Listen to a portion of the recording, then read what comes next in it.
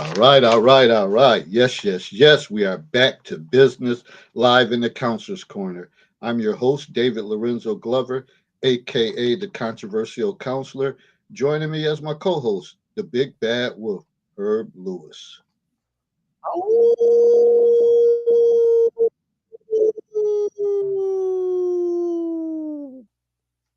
Boy, the wolf is out there. Last week he had to be tamed, whatever. We had a guest in the house. Uh, so tonight, Monday, February 3rd at 9 p.m. EST, we will be discussing the misled majority. Have you ever wondered why some women, despite their strength and resilience, can be easily misled by false promises, toxic relationships, or unrealistic expectations? Tonight, we'll explore the complex factors that contribute to this phenomenon and, more importantly, discuss ways to empower women to develop their critical thinking skills, trust their intuition, and make informed decisions that align with their values and goals. We will focus on three different angles. Number one, social and emotional factors. Number two, psychological and cognitive factors. And three, environmental and situational factors. And more to come during the video promo. Just a reminder, please like and share our video. And don't forget to tell someone who has been misled to tell another misled individual to please subscribe to the YouTube channel, The Controversial Counselor. We are itching toward the next goal, sitting at 934 subs, 16 away from 950. We are making progress. Follow along the journey. Happy Black History Month, and everybody, the time is now. We're here. Again, like I said, happy Black History Month, whatever that means to you. It's not really like I subscribe to it, but I know some of you do. But we're here. February. Time is ticking. Time is flying by. Got a whole lot going on in this world. Plane crashes, executive orders written, people tripping over food stamps, people tripping over Section 8. Got a 2-year plan to get y'all asses right. But so it's a lot going on. But the one thing I always said, and I've been saying this since I was younger, and anybody who hang with me, they know I've been saying this since I was younger. They should have always had a plan for this. There shouldn't have been a lifetime thing that people can just milk it and be completely healthy. Meanwhile, middle class and people that work can't get nothing, can't get a damn thing if they hit a tough spot. So time is now. You gotta wake up, gotta grow up. Time to grow up. Hmm. All right, Big Bad Wolf, what's good with you? Man, I'm going to follow with what you're saying. We've been talking about on this show. We've discussed a lot of things and pertaining to this particular moment. We discussed, whether people that have kids that aren't married want to move back in and start consolidating and saving money. It might be that time. Saria, one of our former panel members, talking about being married, living apart. If you don't understand the tax ramifications, it might be that time to start looking into these kinds of things to start saving money because DEI is going to really just, as Dave was talking about, the executive order eliminating some DEI hires. It's real. And like Kevin Samuel said, shout out to the Godfather. He's sitting on our shoulders talking about it. We're just here for some of you. And I don't mean just the weather outside. I mean, the temperature inside is going to get kind of cold. So y'all better buckle up. And like Candace Owens says, life's tough. Get a helmet. But man, I'm doing okay, man. I gotta get my weight back under control. I done shot back up to 280. I was down to like 255, 260 range, man. So winter's taking its toll on me in that regard. So I'm gonna get back to getting back, and I got no complaints, man. Looking forward to the winter thaw. Baseball season is gonna be coming. Catchers and pitchers gonna be reporting. I'm ready to go. Yes, a lot of things going on too in the sports world. AD Luca trade. Uh, just a lot of unpredictable stuff is happening now, and even with that trade, for you people that follow sports, that you would think, okay, he was up for a super max. He was eligible to get 5 year, 350 million, and then you know whether Dallas said, "Yo, this dude is not compliant. I don't give a damn who he is. We're not about to invest that money in him," and decided to make a trade. But who knows what the NBA got behind the scene, because you got to have some marquee player in LA, and Luka Magic is a showstopper, especially when he's in condition and on point. That's not always the case, but things are heating up all over the place. And a lot of times we like to use parallels to sports. So even boxing, that's one of my favorite things. Major fight about to go down in September. Major fight between Canelo Alvarez and Bud Crawford. Major fight. So it's 2025.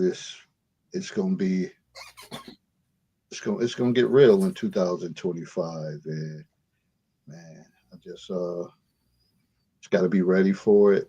You gotta be ready to step up your game, and you gotta do something different, because we don't know the ramifications, and then even with all the tariff stuff, and then the other countries having rebuttals, and they're gonna do this, or we're gonna tax alcohol, tax fruit, and all that stuff. So obviously, price is gonna be increased, but no one's saying that your paycheck is gonna be more, or whatever the case is. So you got to assume all of that. Maybe gas is gonna be more, and it's it's kind of could be depressing, or you could say, what can I do about it? But try to put myself in the best position, rock and roll, and do what you got to do. But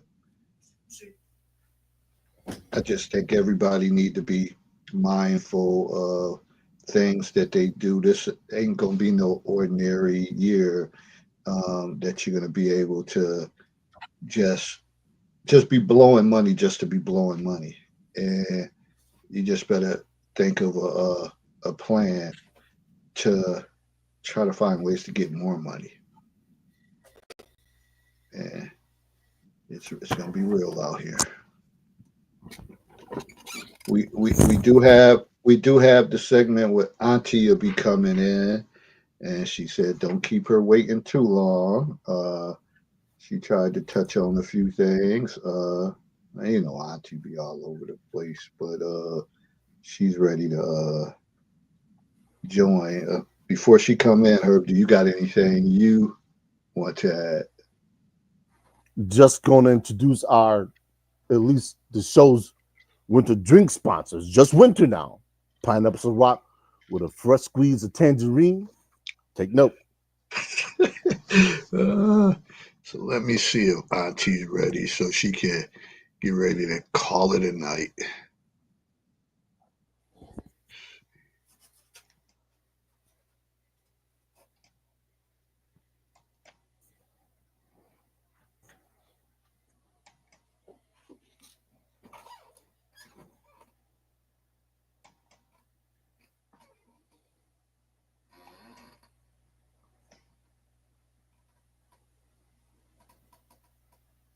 Yeah, I think she ready. Thank She you again, ready. the counselor in the Big Bad Wolf, for having Auntie join y'all and give my little 2 cents.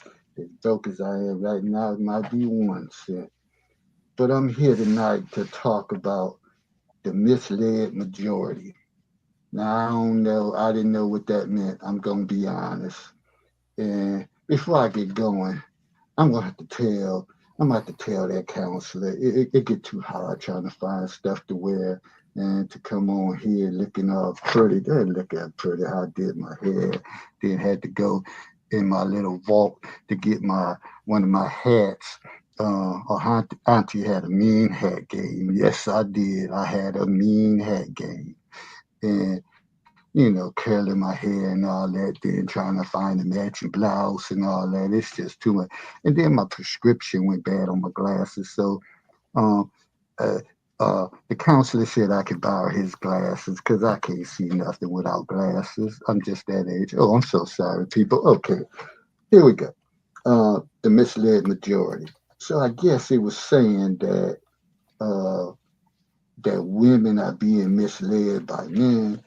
And like I said on my initial promo before the show, that men get misled too. It's a lot of games. People play games all the time. And but one of the things um, that we came across, or what they was going to talk about, is, and I got notes right here. Um, the first thing is the social emotional factors on why women get misled, and it talked about trust and vulnerability, and and I think the thing is we trust, sometimes we trust too easy, or either we don't have trust, and then that might put us at a vulnerable state. So a lot of times, they always make reference to women not having, growing up, not having dads in the household, or just somebody who just feel the need to have somebody, just want to have somebody, and you kind of go all in head first, and you don't get a chance to know, and you just start trusting, because sometimes women just are vulnerable. They're vulnerable. It's so many different things that go on, and it depends on relationships you had, if you had kids by other men, and all that stuff. All of that stuff add up to the trust and vulnerability part, and how women just end up getting misled, because at the end of the day, and we're going to talk about that, so I don't want to jump the gun, because I got a short bit of time. I'm looking at the time right now. I got about 4 5 minutes to get through this. uh, the emotional connection. A lot of times we know women tie a lot of things into emotion. So if they feel they connected to somebody emotionally, then they're gonna let that person lead. They're gonna let them lead. And not all the time with emotional connections, you gotta prioritize that. Um, you got to kind of center your emotions. You got to have balance. And when you dive in and you base everything on emotions instead of logic, then you're going to get misled. Sometimes you got to take a step back and have some logic. Have some logic. Uh, Three, social pressure, societal expectations, peer pressure. Sometimes people, you look at your friends, your counterparts, and if they call themselves so happy, then you feel pressure. Or what about the times, and you end up having a slip up, you get pregnant by someone, and you could have your father, your mother, somebody, your grandmother, your auntie saying, "Oh, you better marry that boy. Yeah, I better. You need to stay with him. You already even had 2 other kids by 2 other men. It's time for you to stay with somebody." And you feed into those pressures. You feed into it, and then you're still gonna get led the wrong way. Because remember, they gonna know you're vulnerable. They gonna know you're vulnerable, because they're gonna say, "Hey, men always put out." You hear men put out statement, "Oh, you got 4 5 kids, ain't nobody gonna want you," and all that stuff, and you feel pressured, and you start thinking that. You start thinking that. But the same question you gotta ask them: Who want their hairs? You don't feed into that, ladies. Please don't feed into that. Always feel beautiful. You got me. I told y'all before. I've been beautiful all my life. Okay. All right, then you got psychological and cognitive factors. Cognitive biases. Women, like men, can fall victim to cognitive biases, such as confirmation biases, anchoring biases, or the halo effect. Let me talk about that halo effect. Sometimes women, you think one little thing, and you think that person's an angel. You say, he got the he got the most gorgeous smile, and you fall for that every time. I was listening to the counselor. It was a couple episodes ago, and he said that his coworker. And I don't know if he lying or not. I don't know. Some people just be lying. I don't know if he's lying or not. But he said I was lying. the women at his job used to say he used to do something with his eyes, and it would make them weak. So he would pretty much get what he want out of it. That's similar to the halo effect because they say, "Oh, he make that look with his eyes. Oh, he gorgeous. I'll do anything for him." And that's how it happened. That halo effect. One little good characteristic don't make a person of all that. Believe me, they could have the nicest smile. They could always smell good. They could do that. But that don't mean they still could not be shit now. For real now. I'm trying to keep this short. Okay, so y'all get the point. Lack of self awareness. Um, like sometimes people might be guided all their life. They grew up going to private schools. They never really got out there. Wasn't the type to hit the club scene. They was into church, and they just don't have no self awareness. Sometimes I think it's a little bit of not having common sense, but they don't have self awareness. They're not used to anything, and you got some guys that got a lot of gifted gab. And if you're not self aware and you're not even in tune with yourself, then that's going to be a way that you can be misled. And remember, I'm keeping this short. Um, what else? What else? Optimism and hope. You know, a lot of people say they hopeless romantics or they love the idea of loving and love is so beautiful. And just right about now that damn Valentine's is coming up and people eat that up. And some men may know you're not getting nothing, so they may say, "Oh, let me send her something." And then you get all vulnerable like that's so sweet. He sent me some roses. How many of them motherfuckers he sent roses? And you fall for it. Next thing you know, he in your sheets. And you content. And we know it's that income tax time too. So some of y'all get misled with that. So it's a lot of different things.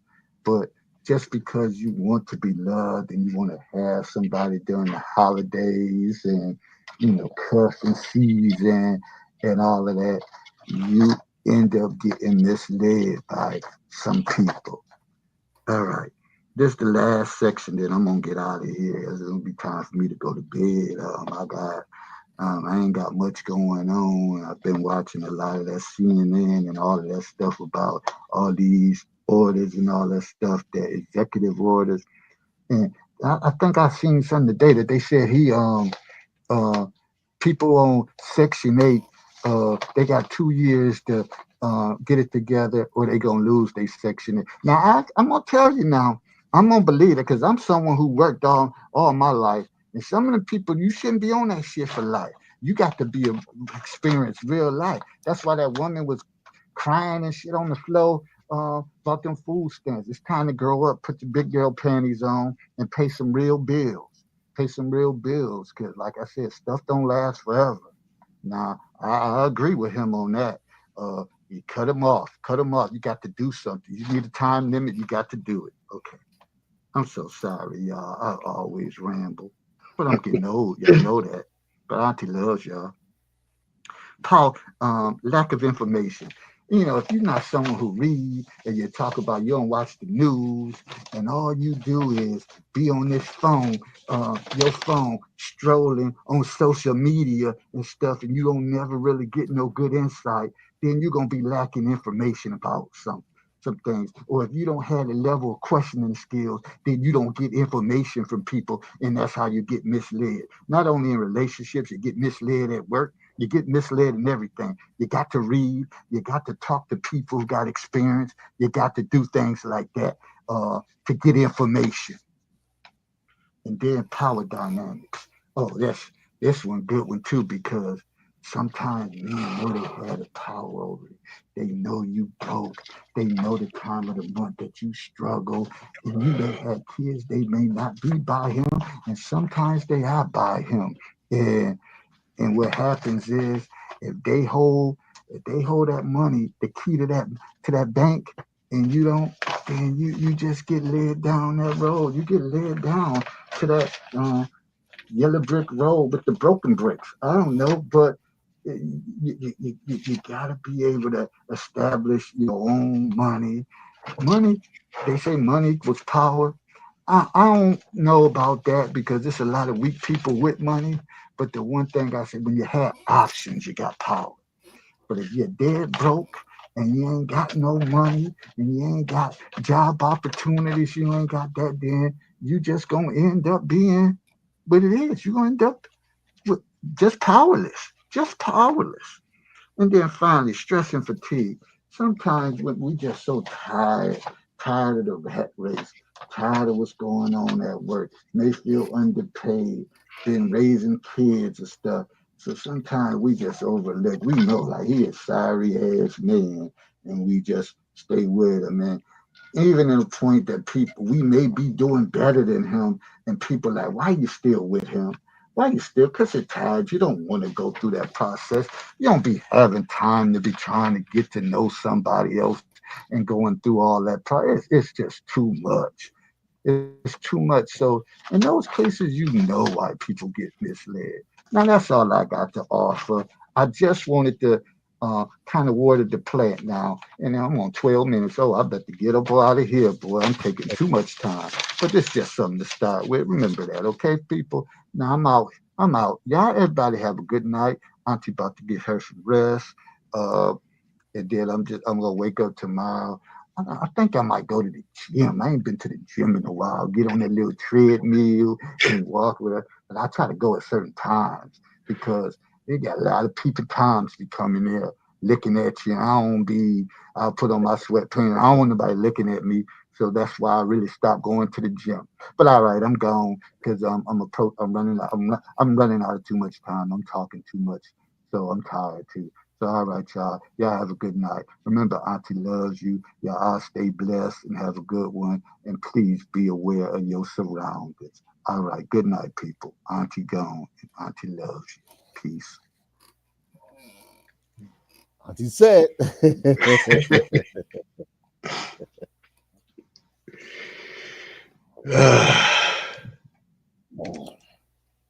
All right.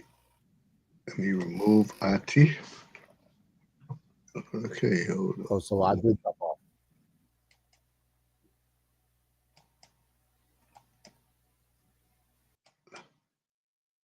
Wait, hold on. Okay.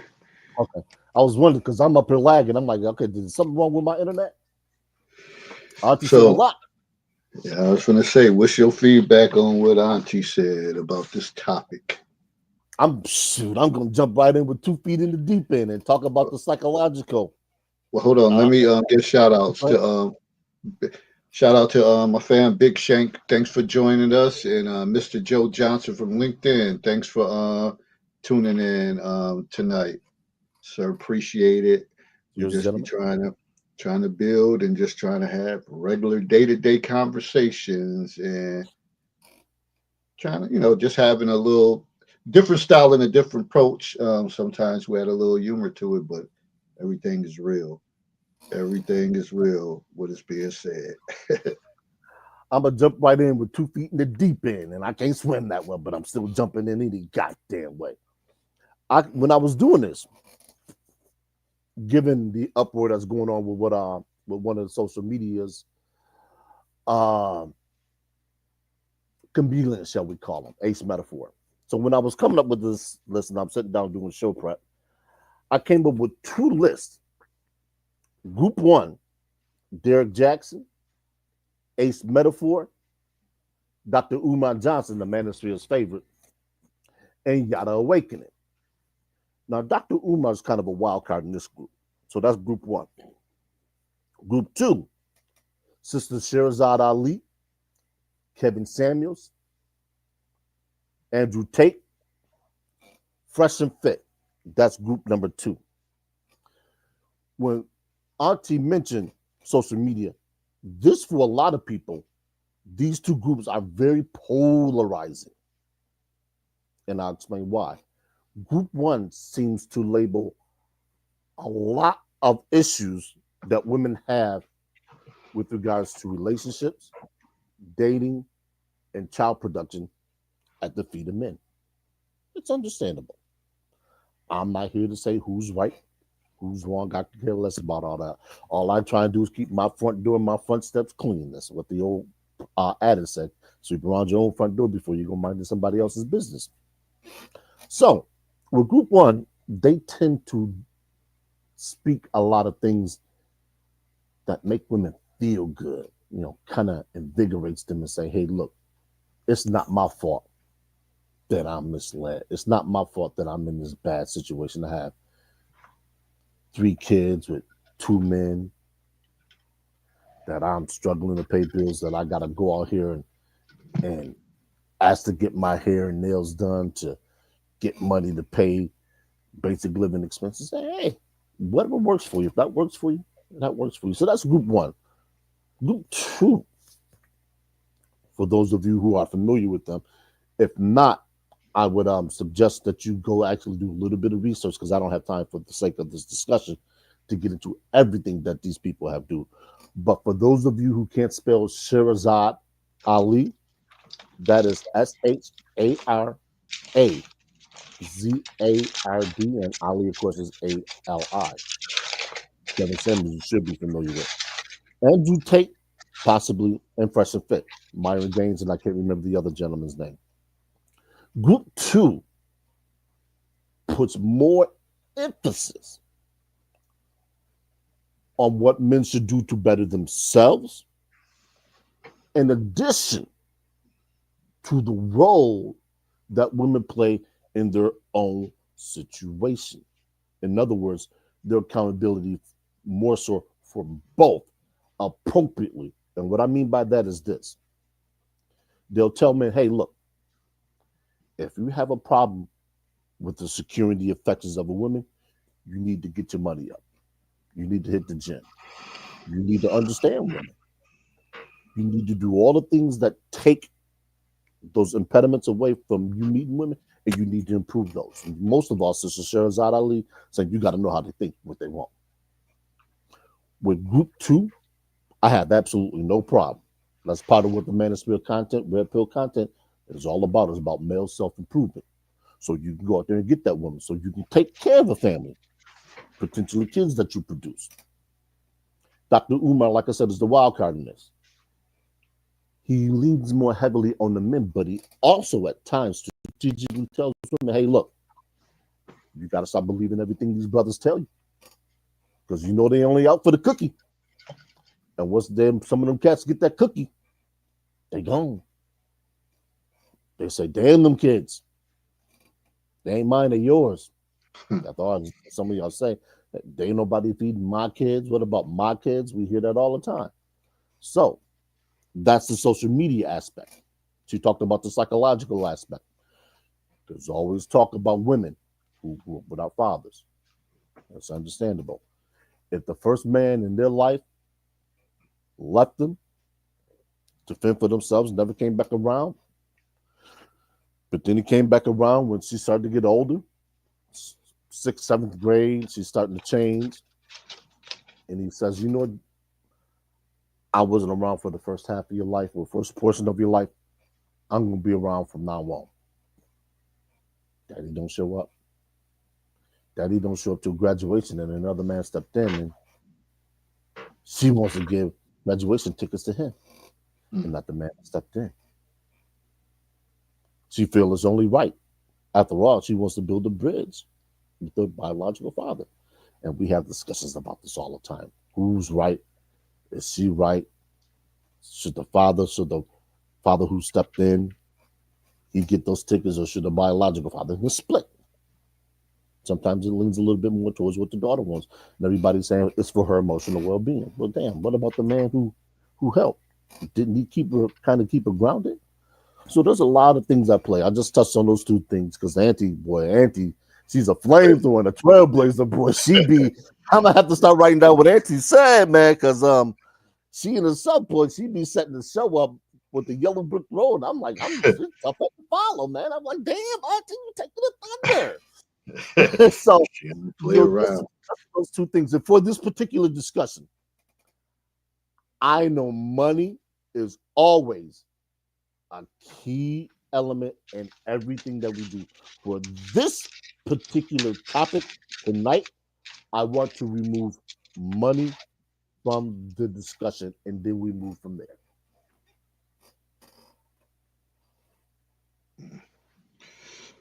All right. Well,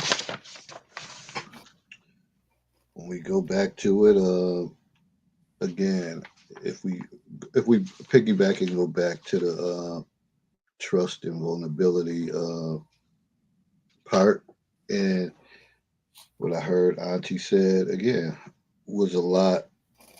The way things were set up, as far as trust, sometimes people trust too easy. Mm-hmm. They say, "Hey, this person hasn't done anything wrong," and I'm just going to kind of give them the keys to my house. Just trust them, and I think sometimes you, again, we always talk about KYP. Know your personnel, and sometimes you got to figure out who your personnel is, what they stand for, and all of this stuff is connected. When they say lack of knowledge or self awareness, because if someone enters into your world and no one knows anything about this person, he just shows up. You meet him somewhere, and you know he's dressed well. The halo effect. Everybody liked how he dressed. He smells good, charming, but you can't get no research. You don't have know anything about this individual. Uh, but you're attracted to them and you open up to them, there's a possibility that you're gonna get misled. So kind of jumping all around, but you see how everything is intertwined, like with the trust and vulnerability, the lacking of knowledge. Then if you someone who really don't have self awareness, it's a lot of people who do not have self awareness. They don't know self, and they are not aware of their surroundings or different things around. They're just like I don't know in la la land. And you you kind of open up yourself to be given the opportunity to possibly be misled. Now, again, on the other side of it, it happens with men too. Uh, so it's not just a one, sided gender thing. It's for everybody. Any gender could be misled. And what are you gonna do? And you don't want nothing to be scripted or anything. You just feel like you just want to go with the flow, but you still have to be able to process things and find out information and make sure the people are credible and um, that they who they say they are and do what they do. But again, that's hard to pinpoint too. So I guess the best thing to do is be the best person that you can be. When we talk about vulnerability and you're in a vulnerable state, and I know Herb said remove finances from it, but a lot of times that's how things transpire because Mm-hmm. of lack of funds or in situations that men kind of do their, because men, trust me, and I know women do too. A lot of times men do their homework too, Oh yeah. uh, especially, and I remember when Herb had mentioned about the community, what reputation. I forgot the phrase you said.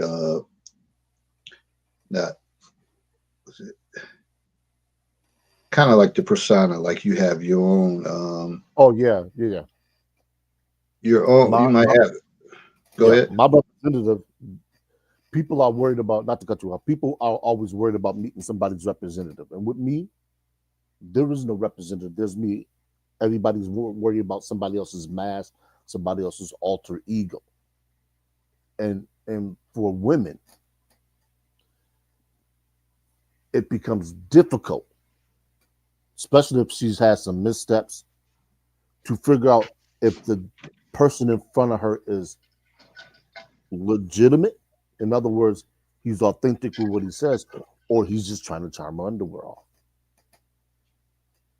And some of them, similar to what David said, they had no guidance with this. This is why we always talk about who's your teacher, who's telling you about the opposite gender, and the role that they play in the games that they engage in, and things they're trying to do, and ultimately, what's the bottom line?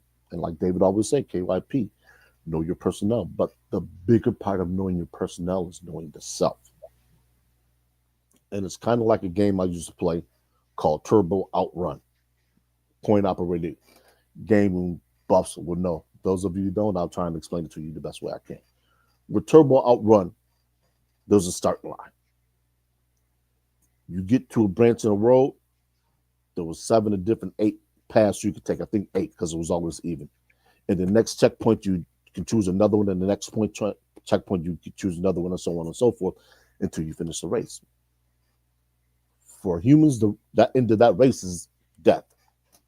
But in the meantime, you got all these different avenues you can take. One might lead to great scenery, smooth sailing. The other ones might lead to some roughness, some bad decisions, some situations you got to work your way through. It's all about choice. And if you don't know where you're going, any road's going to get you there. And a lot of women don't really know what they want. Some say they don't want family anymore because let's face it now, we're in a time and period where family building is not it's not the key anymore. People aren't necessarily worried about having kids. You got the Gen Zs and the millennials. They're coming up kids. It's too expensive to live. What you talking about having kids? Am I getting married? Have kids? No, I'm gonna be out here YOLOing, living my best life. And how do you blame them? I mean, how do you blame them? 2 weeks ago, we talked about the rise of the sex industry and OnlyFans and the financial freedom that women want. What are you going to tell them? Not to make money, not to put themselves first. Men have been being told for generations, hey, put yourself first. If she don't suit your needs, get rid of her. So how are women to filter all this information coming at them 1,000 miles an hour, especially when they spend all their time on this and social media? They're being bombarded relentlessly with commercials, what the friends are doing, what the enemies are doing, what the family members are doing, all those pressures. So they kind of cling to things that make them feel good. And and if you haven't heard the adage, men don't have to lie to women, they lie to themselves. It's true. A lot of women will convince themselves that a man that ain't no good is good for them. And this is why a lot of them end up getting seduced, panties on the floor, feet on the ceiling, and they doing a samba. A lot of furniture moving. What'd you say, Joe? David? Some John Deere going on. So Definitely. it's tough. It's tough out here for women, man. I empathize with the things they got to go through. This is why when I meet them, no representatives. Me, you meet my representatives, that means you done messed up somewhere, and I'm out the door. Herb's out the door. You got to talk to Uncle Ron, and Uncle Ron's he's gonna sympathize and empathize for you, but he's gonna say, hey, look, you gone, bye bye, tracks. And, and again, and I'm surprised. I'm very shocked that Auntie didn't mention that even with some of you women, when you're on social media and and some women think it's cool that, oh, I want to be posting, that I'm outside at the club, this and that, and it's like 4 or 5 times a week. I don't, I really don't know what you think the outcome is going to be in that, other than again, some guy sitting back watching, like she vulnerable, she needy, she's looking for something, and they say the right thing, they gonna have you. But then Yeah. after a while, you'll end up balled up in a fetal position, looking for support from others, and you never changed what you did. I always talk about sometimes you gotta Machiavelli. You gotta be in and out, pop up here, pop up there. That people always say, I ain't seen you in a minute. What you been up to? Mhm. Just building, just working, just staying out of trouble, or whatever the case is. You're more real respected that way because you're an enigma. People don't even know like how you moving. They don't. They're trying to figure it out. But when you think turn up and all of this, and you on there, you're a fool in sheep's clothing, clown without the makeup. Unfortunately, in others' eyes, now people will say, "I don't care what other people think." Yeah. I think that's a big lie. One of the biggest myths and lies too. That stop. Everybody cares what at least somebody thinks about them, Yeah. and you can say you don't or whatever the case is, but you got to move different from year to year. You can't keep doing the same thing. And we already know that's the definition of insanity. So shit, if you're crazy, you're vulnerable. And people gonna take advantage of that, and you gonna continue to suffer. Yeah. The one thing that always is talked about in situations like this is emotions versus logic. And I want people to understand both genders have both. Okay. Men have just as many emotions as women do. The difference is how we employ them. Men and women have different operating systems. And what that means is this: we both have the array of emotions, we both have the ability to use logic. We just use them at different times until we get to a point of equilibrium. And then we start to see eye to eye. But for most women who aren't raised with a effective male presence around, they don't get there until much later in life, until their mid to late 30s. And then all of a sudden, they rely a little less on emotion and more on what men refer to as logic. And I'll give you an example. She's not in the crowd tonight, but Daphne, when she would run into the house as a child and she would talk to her father about something, her father would always say just the facts. Shout out to Daphne. And that stuck with me. It reverberated because it cut out all the emotion, all the things. So there's no, I feel this, I feel that. No, what happened? And this is when you start to get to the root of it. There's a clip on the whatever podcast, and I wish I could actually pull that up. I don't have it queued. And the woman's talking about certain things. And the guy one of the hosts,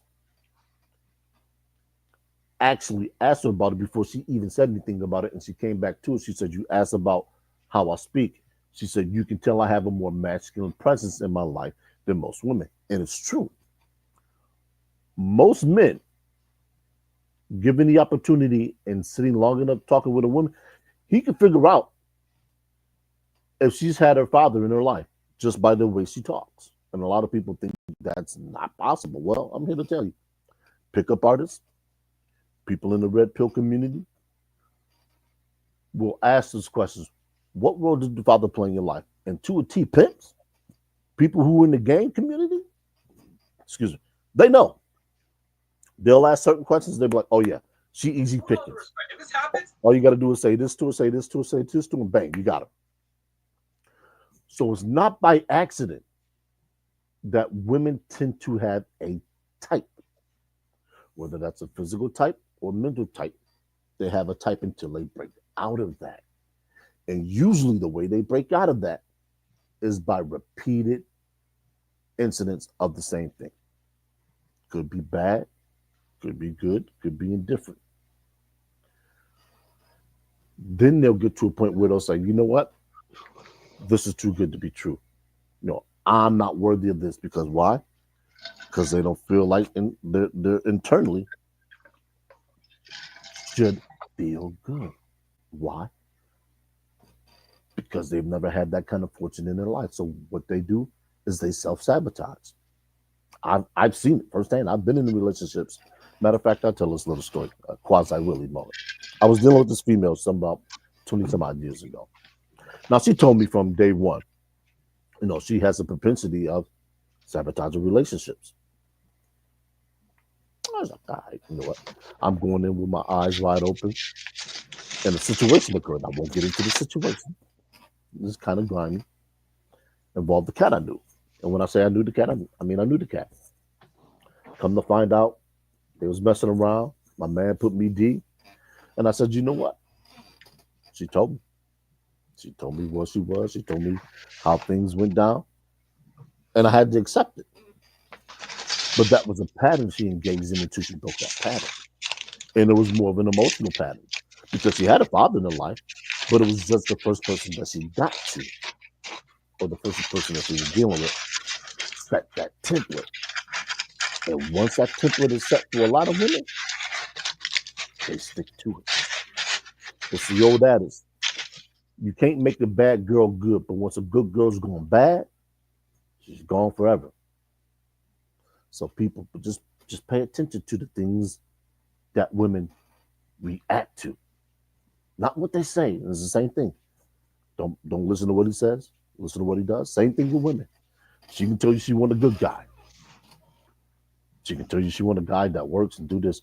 But if you constantly see her hugged up with the cat that ain't working, just got out of jail, she making room for him in her life. That's what she wants. There's an emotional reason why she wants that, and it has more to do sometimes with a lot of women in that situation. Wanting to feel that four-chamber pump, wanting to feel needed, and men that have their shit together, that ain't out here telling them sweet little lies. Hmm. She's she's not gonna want you. She's gonna use you for what she can get, and she out. That's the that's the way she's built. You have to accept that if you're gonna deal with those kind of women, that is the way they are built. And until they break that, you can be along for the ride if you decide to mess with them, and you ain't gonna smell none of the good parts. Wow. Yeah. And like Herb said, to piggyback on that, sometimes that's the case. It may be that guy that that's not on his game, not doing what he's supposed to do. But sometimes, if it's a situation where he's been incarcerated and he got out, she may control the situation for the Mhm. time being, and that's what she enjoys because she know like, oh, he ain't really got nothing. So for for a good part, he might just get out, come home, be there, chilling. He don't have nothing else going on. Then once he gets on his feet and start navigating again, um, and start trying to come back into his own, then difficulties may come across. So I guess it all depends on individuals. Sometimes you have people that have multiple layers of different situations that they're involved in that it may be hard to get a good read on it. I mean, you may have somebody that's incarcerated again and really don't have nowhere to turn, but then you also have guys that hey, could be educated and but just kind of underdeveloped socially, and they're an easy target to be taken advantage of. So again, so I think both genders play a role in misleading because it's a lot of good guys that get misled, and some women know, like, well, he really he's a late bloomer, so I could pull this, I could do that, and this, I guess the scary thing about that is sometimes when those people who never kind of out there clueless and they give you everything they have, their heart, and you decide it's not good enough, then you'll wonder why, we see some of the domestic stuff that we see, and people not just being able to say, you know what, it's time for me to walk away. Yeah, Because a that's lot of times people can't walk away because they feel like I invest too much in this or whatever the case is, and it ends up sometimes it ends up in this extreme, but like fatal situations or serious bad outcomes. So I guess I'm saying that everybody again have to be self-aware, have to be alert, have to know what you're getting into. yeah. It's not easy. I know. It's and you look at the manosphere, and sometimes I certainly fall guilty of fall prey to this. You have to choose better, and that's easier said than done. I know. I spent the first 30 years of my life, trying to navigate what it was that I was doing in dating, and it took a real bottoming out, for me to say, okay,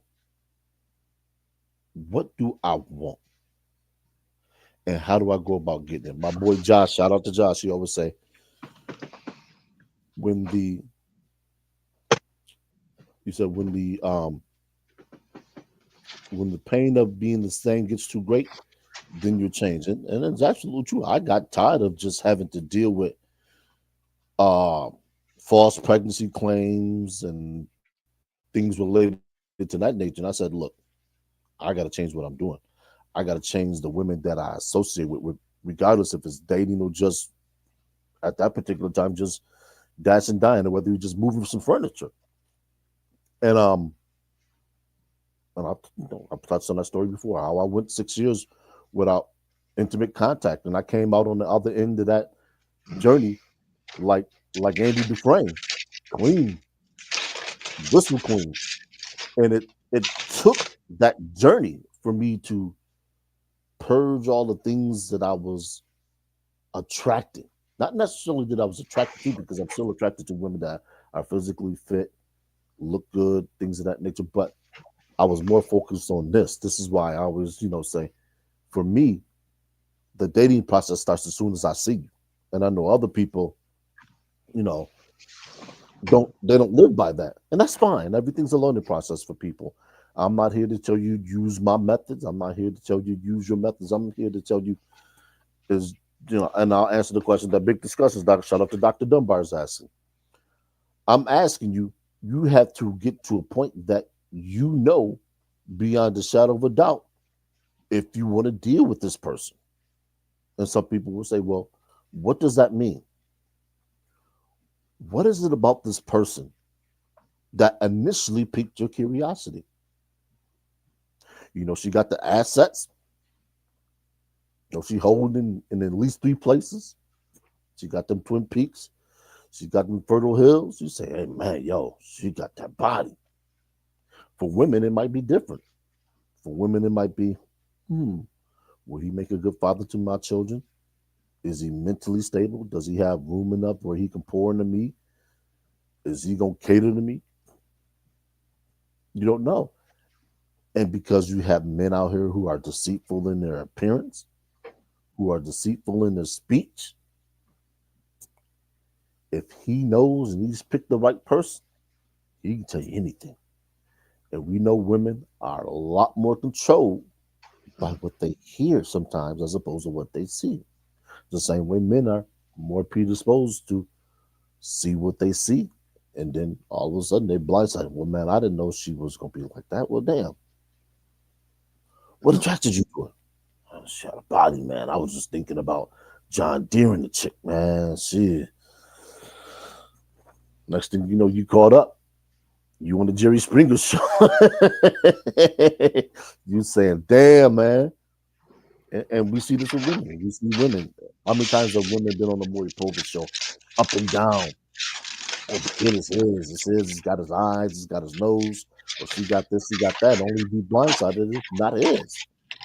She had sold herself so much on the ideal of this man because he hit some boxes, checked some boxes on some imaginary list that he was that guy, and she wants that kind of guy. She really Halo does. effect. Yeah, she wants that kind of guy because he checks the boxes. So she threw him. So she let him slide into second base. He got bunted over the third. Next thing you know, he creeping home. With nobody home at the time. She was a young thing, 18, 19, fresh out of high school. Next thing she sing. What's the song? What Daddy Don't Know Won't Hurt Him. I can't remember the artist, the female rap artist who sung the song. But anyway, she's like, look, what was the song about? 3 months my stomach will be plump. Mm. I can't remember her name. But anyway, I mean that's how that happens. Women are beguiled by what they hear, and if the man got the gift of gab, and he, shout out to BGS says, if he has that uniform and has what she's quote unquote looking for, he in. All he got to do is not fumble the ball. Thank you, Dr. Dunbar, Nikki D. Yeah, so we see this repeated through history, and we didn't even talk about, we talked about social media, but we haven't talked about television, movies. Cinderella, Snow White.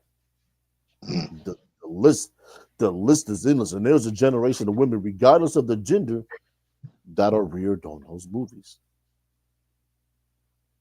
They're indoctrinated, inundated, fed a steady diet of no matter how bad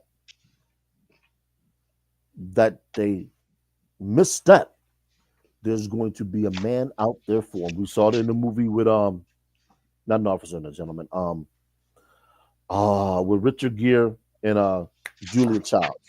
Hmm. So women they're constantly given a barrage and a diet of there's always going to be a man there for you. And that man might have a lot of money. He's going to solve all your problems. He's going to walk in there in a shining armor. That's where the term comes from. Knight in shining armor. It's not a coincidence that a lot of what Hollywood has produced out has leaked in the mainstream media, is gaining traction, and women are holding out for it. And they think they can hold out forever and eternity. And how do you blame them? How do you blame them? Because they're looking for emotional fulfillment first. A lot of people. Yeah, I mean, there's so many layers to it, and I think when you look at Dr. Anwar, he said, "Do you ever really know what you're getting into?" No, probably not. You never know. Your tide can change that quick, and everything. During that honeymoon stage can be just great, and then it could be certain situations that happen where it's a test of character and values. 'Cause remember, a couple months ago, we talked about, I don't know what the title of the show was, I forgot, about values. And Mhm. sometimes it's values that create a lot of arguments with people, and you just have different values, different upbringings.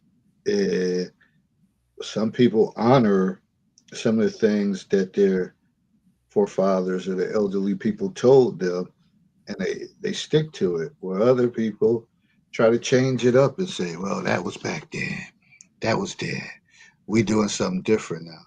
And it's okay to change it up and add new traditions and stuff like that, but some things is like law that that doesn't change, and we just everything else may change around it, but if you stay grounded in certain principles, it's going to get you through everything.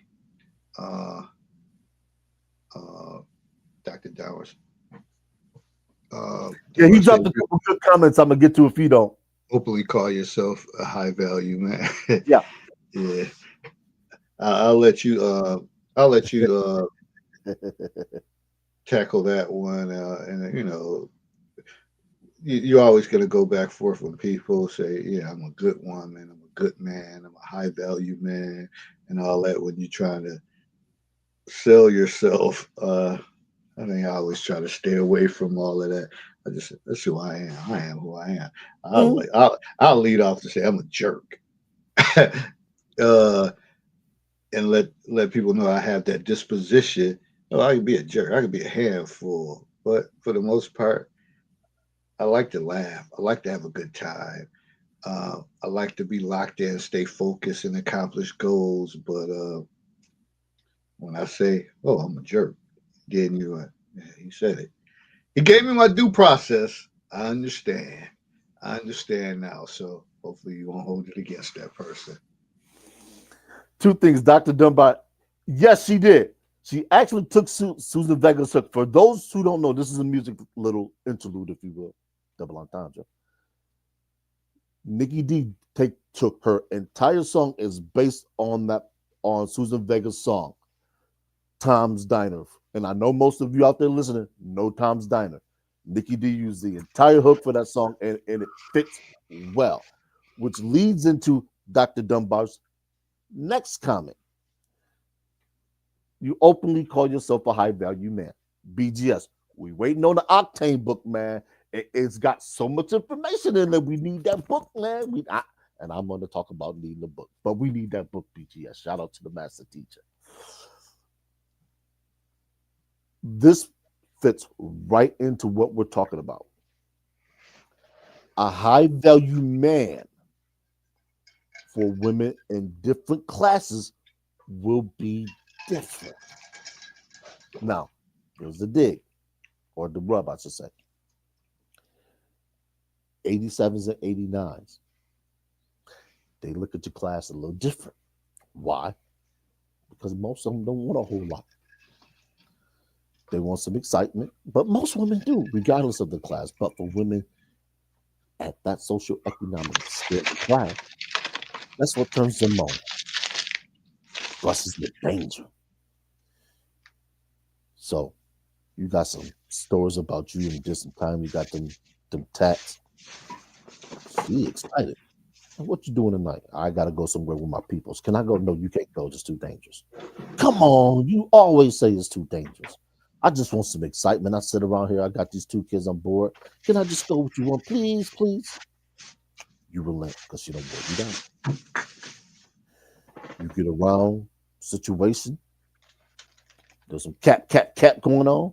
All of a sudden now, she's like, well, I didn't bargain for this. I didn't want to be around this until she gets out of it. All of a sudden now, she like, shoo, she's like that junkie. I need another hit. She sounded like James Brown. Hit me. And she hooked. She got the brush with danger. She got that dopamine hit. She said, hey, this dude's the right dude for me.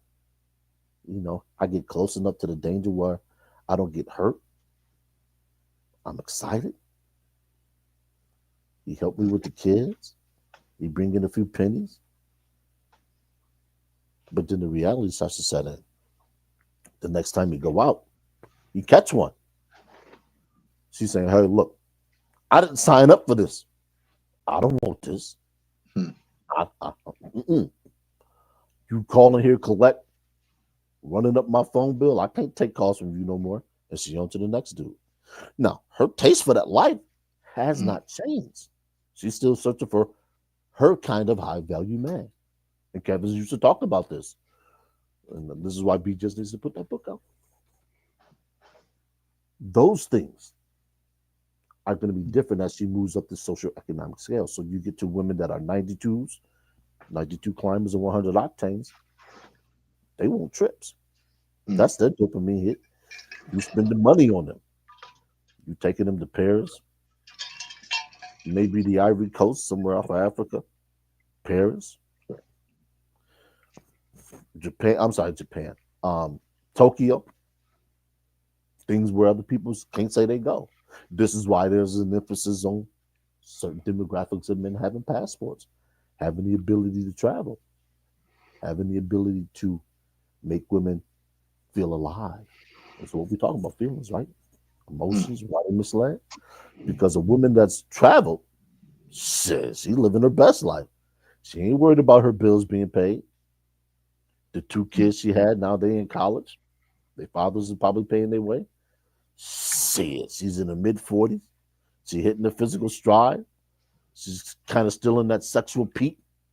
Shit, she out here swinging from chandeliers, doing things that as Rick James said, you find in dirty magazines. So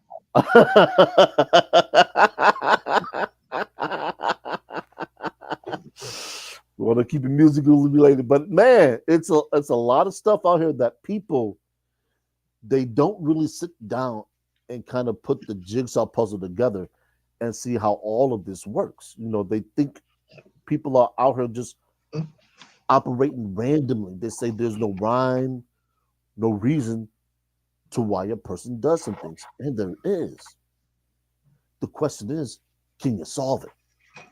And this is what, not to mention the manosphere, but this is what the manosphere is giving to men. They're saying, hey, look, if there's a reason why she's around this individual, and you say, look at you, you're educated, you're attractive, Mm. that's because of the background she came from. Mm. And that's across ethnicity. Every woman, and Dr. Jordan Peterson says this, every woman wants a man who is violent or who has the capability of being violent. Why? Because then that feels protected. Then she feels protected. Sorry, pardon me. Now, men understand that protection doesn't start out in the world like that. Protection starts up here. And for men, that means their awareness, their mental awareness is the first key for them being protected. Mm. This is why men tell women, hey, look, you can't wear that. It's not because they're trying to be controlling. It's because their first thought is, hey, look, I know what those clothes tell me. I see you naked every night. The guy that see you out, he don't see you every night naked. He may want to. And that's not to say that man is going to physically assault you. It just plants a seed. So men are aware of that. This is why they tell you that women just a little bit of game for you and think he's trying to, and think you, in case, pardon me, in case you think he's trying to control you. No, it's security. Security for men starts here. Security for women starts in their heart. How do they feel? Do they feel secure? Because a woman could be in a firefight with a guy that's in that walk of life. But if he putting his body in front of her, she's like, hey, he protected me. He put his body in front of me. The cat does a little bit more in tune. Say, hey, look, I'm never gonna put my body in front of you. She's gonna say, see, you don't care about me. And it's quite the opposite. The reason he's not gonna put his body in front of you is because he's not going to expose you to them kind of situations. Mm. But, and I stress, but if that's the life that she comes from, then that's what she's going to feel. That's what she's going to know. That's her operational system. And you can't change that. Only time and maturity is going to change her operating system. So while you thinking this, you're thinking that, and that's where the classes come in. So, and this is why I always say, it will behoove a man to have at least one female friend you can sit down, talk to. You may confide in her, you may not, whatever the case is, so you can understand the female gender better. Because all that's going to do is enhance your understanding of why women think the way that they do. And people, we have to, especially men, we have to stop demonizing how women think. The time to be antagonistic toward women who make decisions that we see aren't good for her, and just be there and just say, oh, hey, look, I'm gonna give you some information. What you choose to do is what you choose to do. I'm not gonna be here to tell you it's good. I'm not gonna be here to tell you it's bad.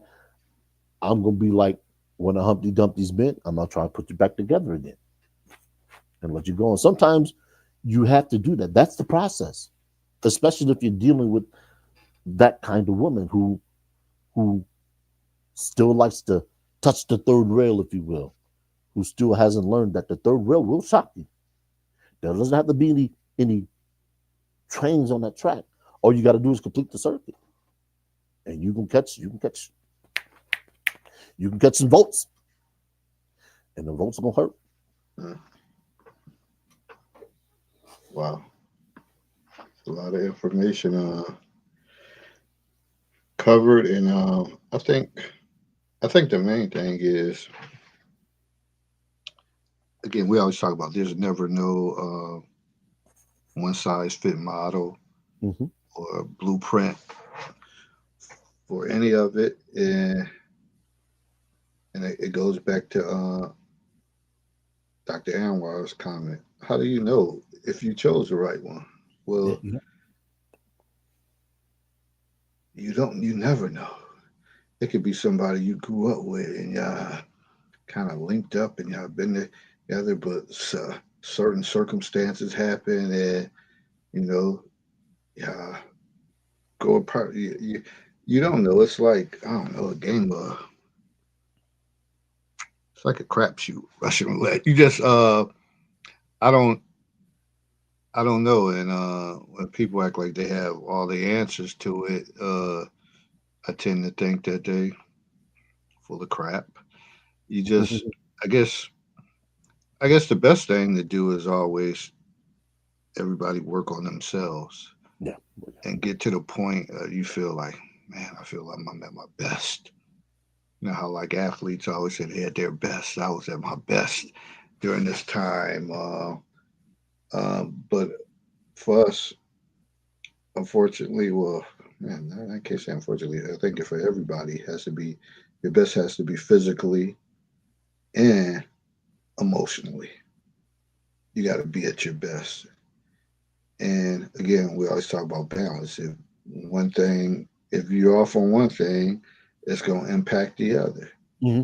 You could be sharp mentally and all that, but if uh, you don't feel good about yourself, self consciously about your health or your body, whatever the case is, that's going to have an impact. So, also, we talk about vulnerability um, with women, a lot of that comes from that. They Mm-hmm. may not feel like they look their best.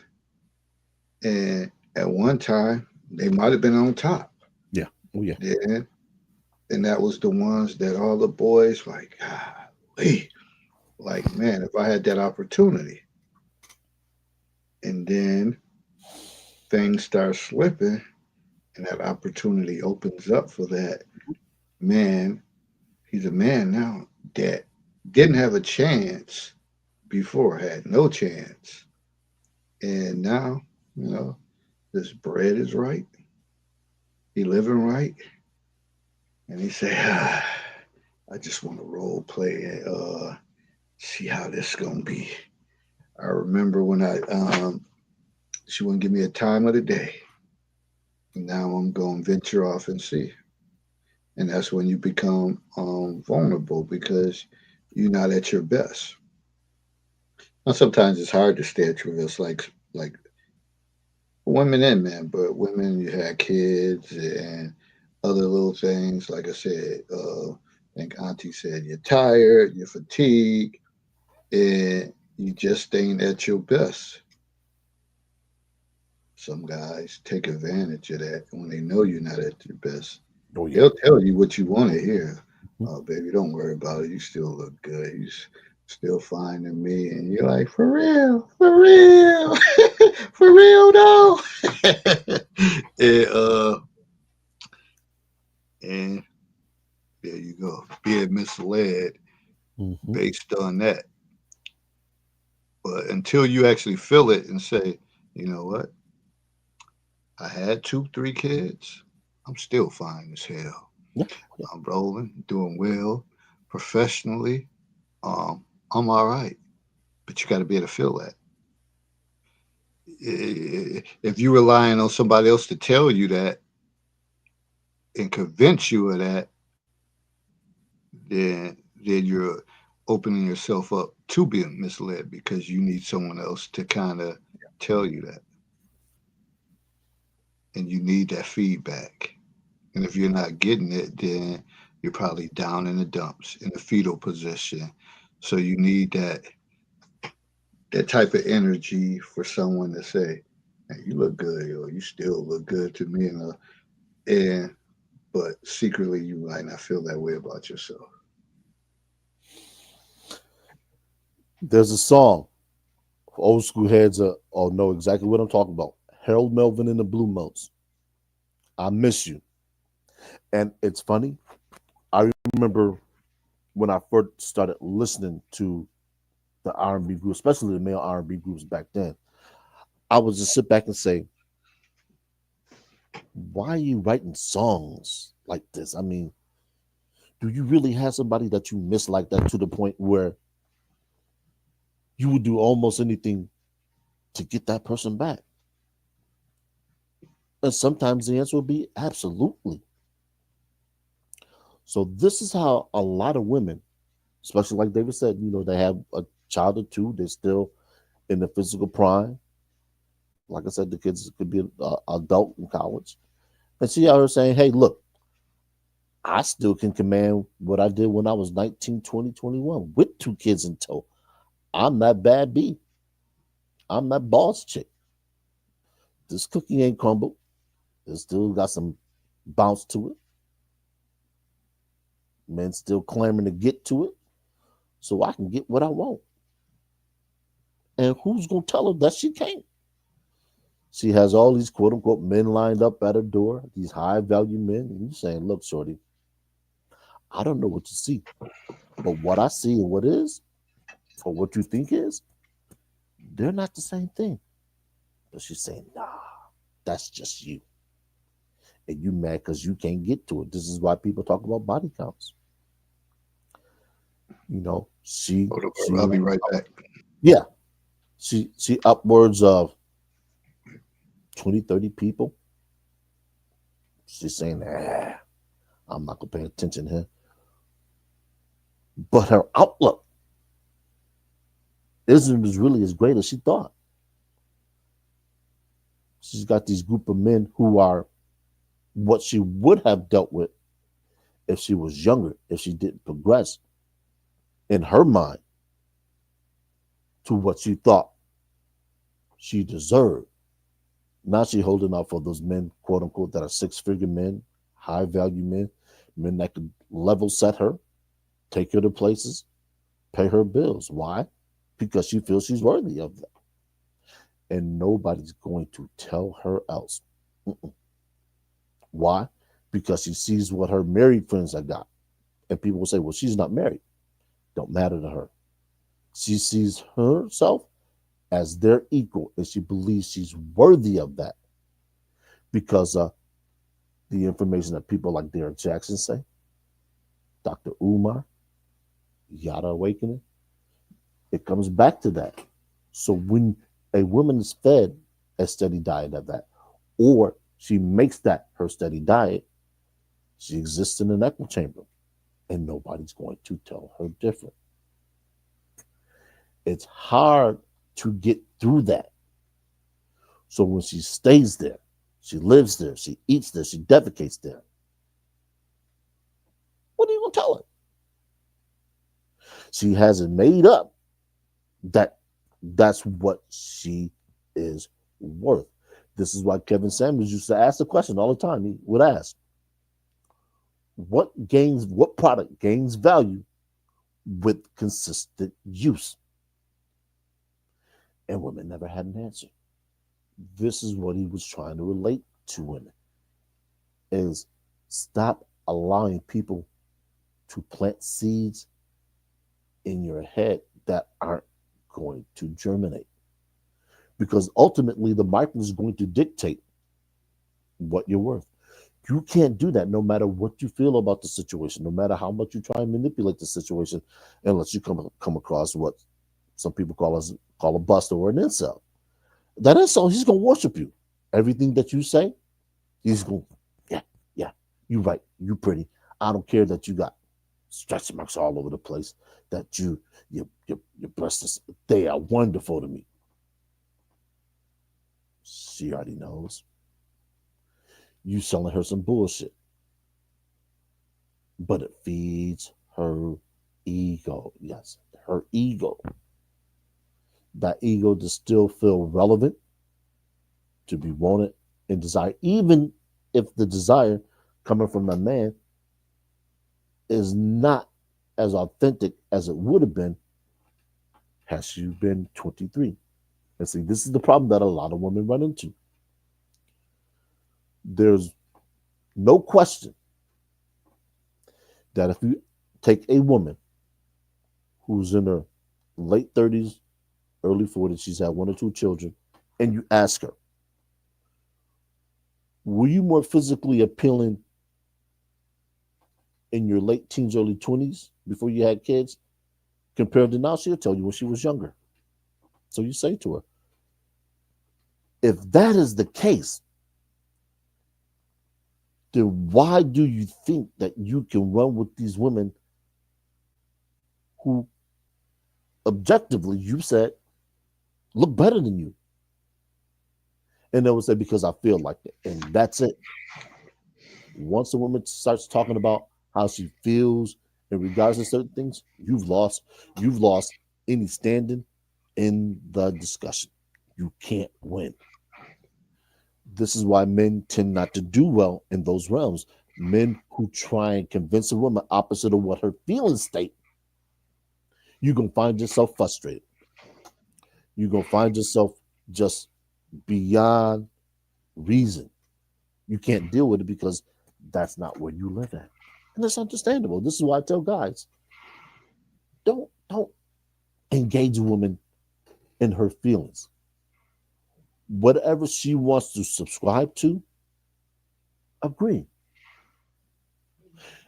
And it's to go along to get along.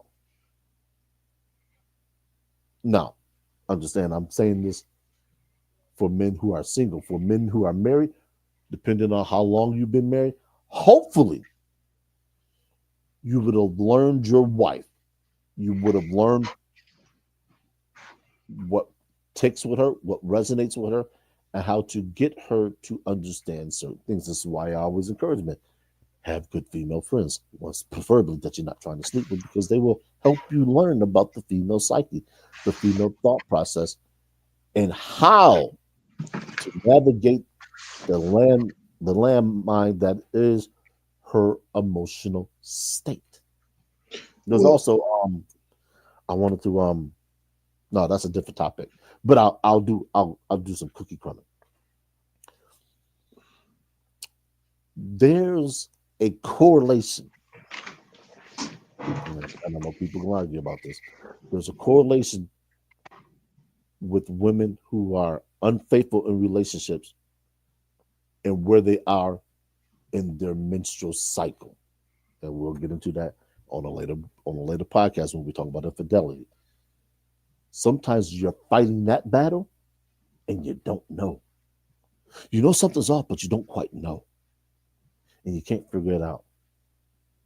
And granted, this might be very esoteric to some niggas say, oh no, he's spot on. I was talking to a female at work and she said, oh no, there's some correlation to that. There's a lot of truth. I said, oh, I know, but a lot of men don't know. So it's difficult for men to engage in what I'll call relationship warfare when you don't have the right armaments.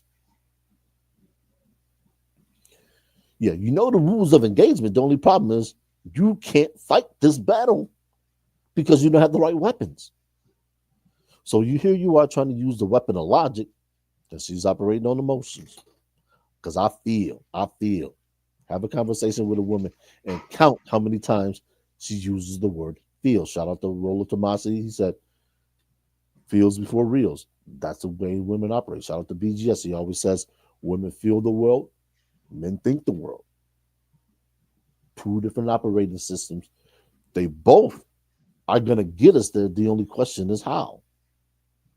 Men, we tend to want to get somewhere quickly. Women don't mind walking through the garden, taking a little bit of time, looking at this, looking at that. This is why when they go shopping, they take a long time because they want to include everything.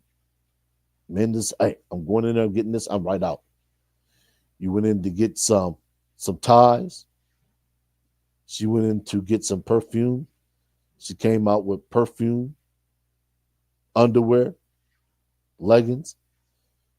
He said, I just thought you went in to get some perfume. Well, yeah, but I saw this, I saw that. And it's like, okay, you're trying to rationalize it. Don't accept it. Accept that as female nature. Accept that as part of their operational system. And that's where they're going to be. Like I said, it's not till they get to a point in their life where things start to equal out. They actually function um, more with their male brain. I can't remember what BGS terms. I'm sorry. It's not yin and yang. Uh, I can't remember right now. But I mean, get there. Get there. The more time you spend just listening to female centered content, just listening, the more you understand why women behave, think, and what they listen to and how they interpret that. And this is something I'm going to develop as a concept moving along. Um, how women interpret things as opposed to what really is. And that's, like I said, that's something I'm working on coming up because I see it more so than ever. And and because I get to work with different demographics, I'm sorry, with different demographics as well as different ethnicities, I see it. I'm just like, it's right there. How do you miss it? And then I'm like, I know why she missed it, and it makes sense. It makes perfectly good sense. Well, I know you had said something about, I can't actually how you phrased it, but when you were talking about the females with the male friends, and that's why it's important to have those friends. It Mhm. took me back to a thought years ago on the blog talk. And I know you remember Steve the Dean. Oh Uh, yeah, C.D. Williams. Yeah. yeah, when he mentioned that, and I forgot who was talking, but he said, whatever they like, oh, I don't mess with females. I just hang with guys, whatever. I got a bunch of that's why I roll with guys. And he was like, four out of the five them guys want to sleep with you. And she like, nah, nah, nah. He was like, I can guarantee you right now, if you ask them if they won't, you know the rest. Yeah. Four out of five would take it. And I forgot her name. That went back and forth with them, but when you think about it, how loyal is that process? Big Doug, how you doing? Thanks for joining us, brother. How loyal is that process when some guys are sitting waiting and they know, like, okay, I've been friend zoned, just waiting for the opportunity, waiting for that opportunity for her to become vulnerable as one of the statements of how being misled, so I Yeah. could slide in the door. Uh, that's a difficult question to really pinpoint a usable answer for everyone. Um, I mean, I can only answer it for myself, personally speaking. If I'm looking to bet a woman, my whole way of interacting with her is going to be different. There are going to be certain things that I'll do. There'll be certain situations that I won't mind being a part of. And there are certain situations that I'm absolutely not going to do. I'm not going to be part of. And if she calls or texts or whatever, messages me through social media, the answer is immediately no. What do you mean? Case in point, a lot of people will probably, oh, he's talking about football. No, football's across the board. That's for anybody. The only people I make plans to do things with during football season are people who watch football. And if I happen to have a female friend, she say, hey, what are you doing Sunday? Oh, I'm going to put together some wings, a pizza. I got a few people coming over. You want to come over? I'm there. We watching football at so and so's house. There's going to be a few people there. There's no pressure. Now, if she says, oh, ain't nobody coming over, alarm bells are going off. Because she might be trying to test the brother's jaw. She want to see if I can take that right hook. And it could be spring. Shout out to Alan Roger Curry, the possibility of sex. I'll come through. She's sitting there in a t-shirt and a tank top. You say, oh, whoa, whoa, whoa, whoa, wait a minute. You don't ever wear a t-shirt and a tank top. What's this about? I smell food that I ain't never smelled before. Are you up to something? All of a sudden, she might be testing you to see if she can trust you, because a lot of women, when this is something we talked about earlier, they don't know. They've never had anybody that told them what to look for in terms of gauging a male's sexual interest, purely sexual. Because a lot of men, they're good at masking this stuff. Like you said, it comes out when you're vulnerable. He whispering things. He got his arm around you. You crying on the shoulder. Next thing you know, shit, y'all done move some furniture, some fields done been plowed, and some seeds done been planted. You just hoping them seeds don't germinate. All of a sudden, now, shit, you didn't take the morning after pill. You ain't on birth control. And there's a shout out to the people. I don't know who wrote Mad Men. I've been seeing the clips. That's for me. That's a much watched TV. Next thing you know, you saying I'm 7 weeks late.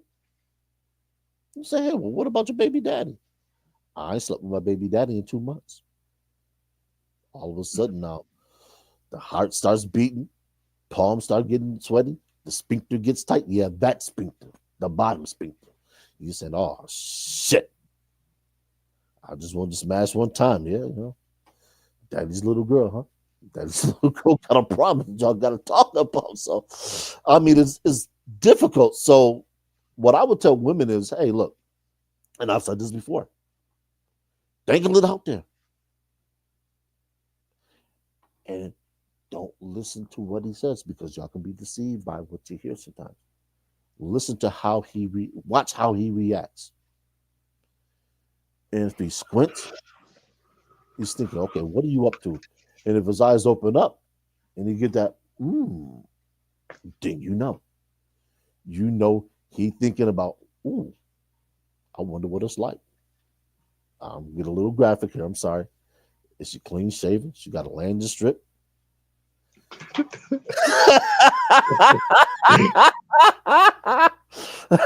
Those are the things that, hey, he said he already got you butt naked in the position. Whatever position it is, he's already got you there. All he needs to do is make the connection, no pun intended. So this is why, try his jaw. The worst he can do is say no. And if he says no and he means it, then you got one that you can approach him when you're vulnerable and you don't have to worry about it. And I know that's difficult for a lot of women, because you've never been vulnerable with a man who hasn't taken advantage of you. I understand. You're in a no-win situation. You just want somebody who's gonna stand up and be your big brother, your male cousin who's older, who's gonna help protect you. But, and I stress but, you have to allow yourself to be protected. Because if it gets to a point where you have this male friend who has your best interest at heart, he's gonna tell you once, don't fuck with him. He ain't no good. He's just looking to expose you, just looking to get in your panties. And if you don't listen to him, guess what? He's gonna write you off. He's still gonna be your friend. Absolutely, because that's his character. But when it comes to certain things, he's gonna say, I don't have an answer for you. And you're gonna look at him quizzically and say, but you have an answer for everything else. And he's gonna say, yes, I do. But when I told you about this, is not a I told you so. But when I told you about this guy, what did you do? And all of a sudden now you're forced to deal with your decision making. And now your logic doesn't kick in, your emotions kick in, you become defensive. You'll start to yell at him. He's gonna say, okay, you know what? I need to go. You're gonna say, why? Because you're getting upset. We're having a conversation, and I'm telling you why I don't do certain things anymore. If he's like me, most men, when it comes to those certain situations, if they're that kind of friend to you, they hate repeating themselves. Because then it's like talking to a kid. I told you, watch for cars when you come across the street. You don't watch for cars, you're always running out there. Now you got hit by a car. You got a leg broke, and I acknowledge all the people who have had people in car accidents who you know have been injured a lot more severely. I'm just something that scares people. You're running across the street, you almost got hit by this car. You did the same thing 4 times. When are you going to learn?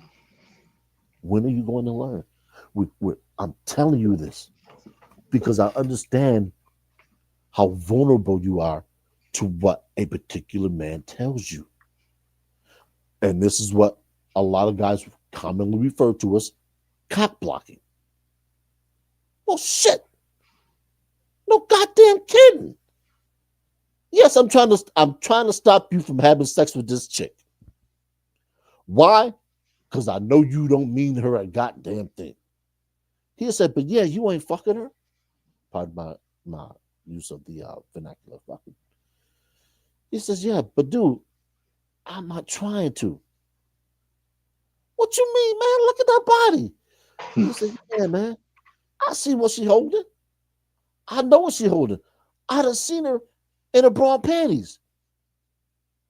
And you ain't trying to smash? Dude, you must be gay. Nah, man.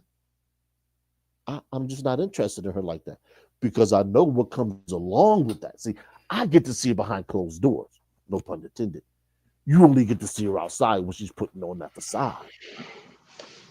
So I know what she's going through when she's at home. When it's 11:30 on a Friday night, the guy that she had high hopes for having a relationship just stood her up. So she decided to go out to the club herself. And guess who she sees? She sees the guy that stood her up, hugged up with another chick. Now she crushed because she heard something and he did something different. And the two worlds, they clash. All of a sudden now she go outside, she slices tires, fuck up his car some way, shape, or form. She follow him home, tell the police, he abused her. All this stuff makes rational sense to her. Why? Because she's been emotionally betrayed. Not physically, but emotionally betrayed. She done set herself up for all this grandiose stuff, and it didn't meet her expectations. Now she got to get revenge. What did James Brown say? Revenge. I need them get backs. And she getting them. And you happen to be the person in the crosshairs. Why do you think we see all this stuff with these females, as the term goes, they're crashing out? It's Mm. it's it's, it's real out there. This is why when it comes to certain women, I look at the things they've done in their past. Now, as they say with investment, past production doesn't necessarily guarantee future results. Yeah, pretty much true in investment. But with women, what they've done in the past, unless they've seriously turned over another leaf, is generally what you're gonna get.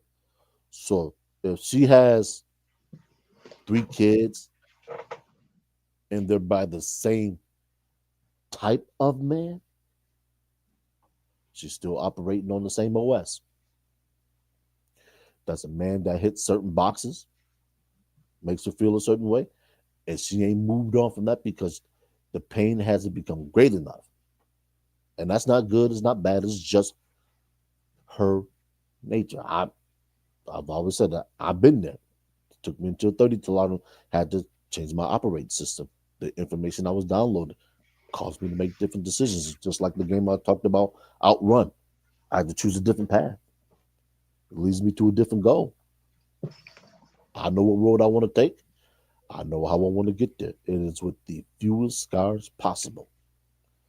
That's one of the reasons why I look my age as opposed to I look my age. Some people, you know, you can look at them and say, "Man, you had a stressful life.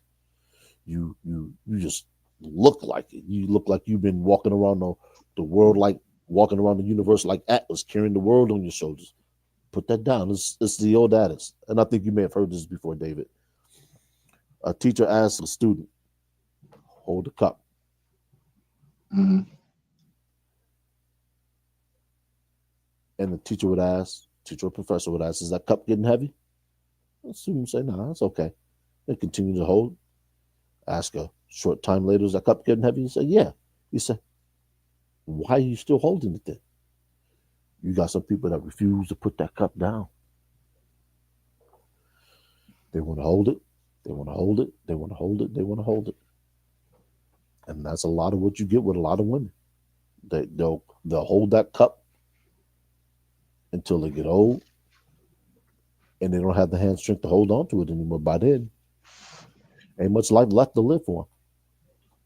Well, that's what Auntie said. She is like, so, due to being stressed out and fatigue.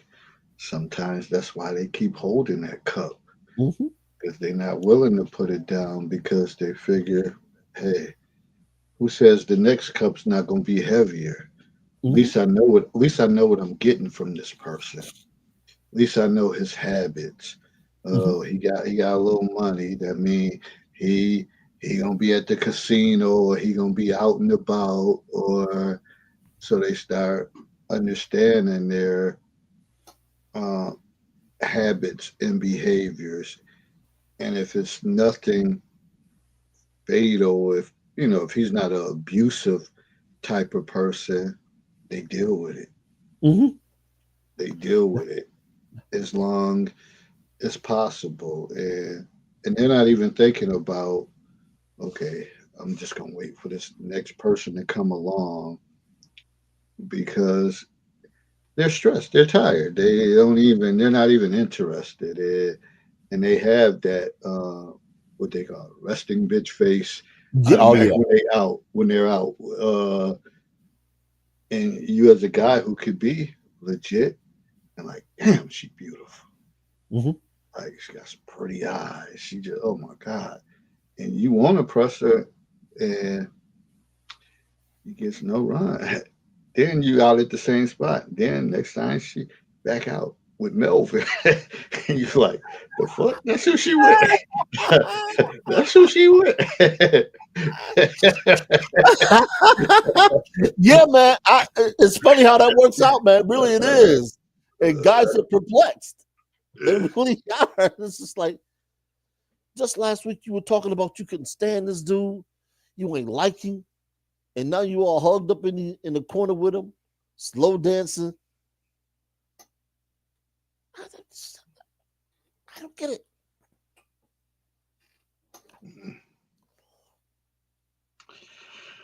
So, I mean, again, it's and you could we could spin it, and it could be show about guys or whatever the case is. I don't know if it's gonna look much different, but I just think that all this information is something to think about. Something to think about. We're not saying we're trying to go change the world, but if it's one concept that you could take away and say, man, it is right. I need to work on this. I need to make sure I secure this. At the end of the day, you want to be the best that you can be, and you may not get there, but at least you want to try. Because if you're not at your best, I don't give a damn what's going on with the next person. If you're not at your best, you're vulnerable, guy or woman. If you're a guy and you're like, damn, I done picked up all this extra weight, and you know that you used to could pull certain women or you could step to certain women, but now you don't want to step to them because shit, by the time you get to them, you out of breath. What chance do you really have? So, like I said, it goes both ways. You want to be at your best. You and we, oftentimes people say, oh, well, some women say, no, no guys will never approach me. Ain't nobody thinking about me. Uh, well, that's probably because the guys that wherever the event you at, or if it's a local bar, tavern that you hang out at, you already know that they're not gonna step to you because some may be intimidated. Like, "Nah, I ain't got it. Um, I know how she roll. I see how she pull up. Mhm. I know where she live at. I know I seen her house. I got nothing to offer. Shit, actually, I'm in my sister house right now, in between jobs. They not gonna step to you. And again, we always tell them you gotta change your environment and do different things. Ain't no Prince Charming coming through the same spots. Niagara Falls, New York, I'm gonna call you out. Ain't no Prince Charming coming through the Elks. It's not there. Woo! I'm gonna drink. Like my No Friday Foolishness said, y'all looking for something that don't exist. You can go there, ain't nobody when you hear that door, that chime, and I don't forgot what sound it is, and you like, and you're a woman, you out like, oh, I want to see who that. Then you're gonna look. Oh shit, that's That's such and just my such. baby He just got on a different outfit. He got a different outfit in the rotation. Ain't Oh, I nobody mess with you, coming man. up. You have a lot of people in their feelings right now. Yeah, I'm just being real. And I'm not going to explain. If you know, you know. If you Yeah, don't, I'm so sorry. not coming through. Ain't not coming through unless you change your environment. As simple Woo! as that. Even Big Shake had to laugh. They ain't coming through. Prince Charming ain't coming through to everybody like, yo, who the fuck is that? I ain't never seen him before. Or whatever. He ain't pulling up through there unless it's a family from out of town and he visiting and his family members say, yo, this is we really hang out. And he said, all right, I'm gonna roll out. I don't care. Yeah, I'm here. I'm here for a few days. Let me see how yeah, you living. yeah, That's the only way. But if yeah, it man. other than that, Your ass can catch You know, crooks in your necks and all that shit. Same motherfucker, just got on a you know different what? It's outfit. funny as hell that you say that. And I've seen this. I've seen exactly what you're talking about. I have older siblings who been out of the area for decades, and they'll come back through, and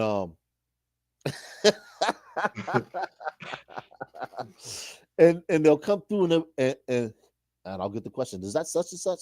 You'll say, yeah, you say, and they'll say, what happened to her? You say, hey, she got a hold of one or two cats and that walking, they she got ran through. She ran thoroughly through, and man, I wouldn't touch her. I wouldn't look at her. Because I will say this: growing up in Niagara Falls, I've seen some exceptionally attractive women from high school on out to the one semester I went to trip. I've seen some exceptionally looking women, bar none. They run with just about any group anywhere except from your major cities. Fast forward 10, 15 years, you look at them now, you say, oh, what the fuck happened to you? Stretched out, torn out, worn out. And remember the part from I'm gonna get you, sucker. No, not with you. I think that was from that movie, No, Not With You, or a comedy skit. That's what it's like. Now, I'm not saying I'm the cat's meow. Understand that. I'm not comparing myself to anybody. I'm just simply saying I'm comparing themselves at their mid to late 30s, early 40s to what they were when they're in their late teens, early 20s. And this is something I talked about earlier. They're much more attractive when they're younger, as most of us tend to be physically. And you just ask, dark side. Hey, we need that book, man. But yeah, they've gone into the dark side. Man, it's like, yo, I don't know what the fuck happened, but I'm glad I just wasn't around to witness it, because it is sad that when you see a female who is objectively attractive, 19, 20, and then when you see her on the other side of her 20s, she looks like she been in a bad way. And it's just like, what the fuck happened? Well, I this, and I high blood pressure. You in your 30s. High blood pressure shouldn't be in your vocabulary. Well, I had two kids, and the fathers ain't helping out, and you say, oh my gosh. And hindsight being what it is, some people call it post nut clarity. The only thing about this is you haven't slept with her, so the clarity you got post nutters from what other men have done, you say, oh my gosh. Woo! Dude, I'm glad I didn't do anything with her, because the template is already there. It just needed something to bring it out.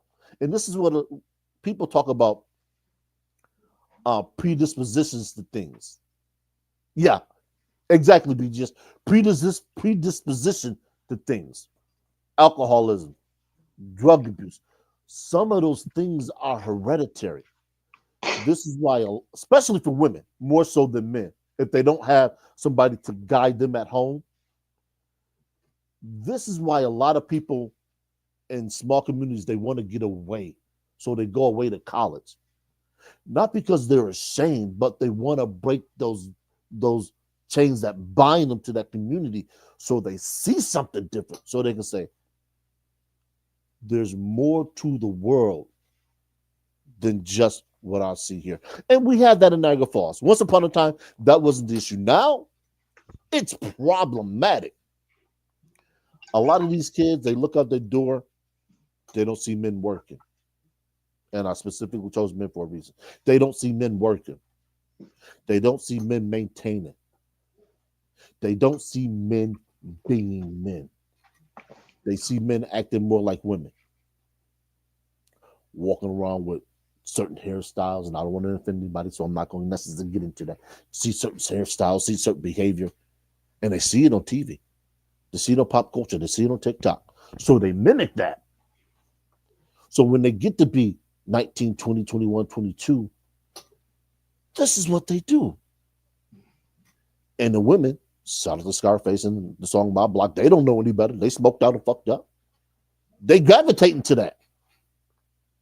So now that they're gravitating to it, and you have everybody that's behaving that same way, they can't go anywhere and do anything else.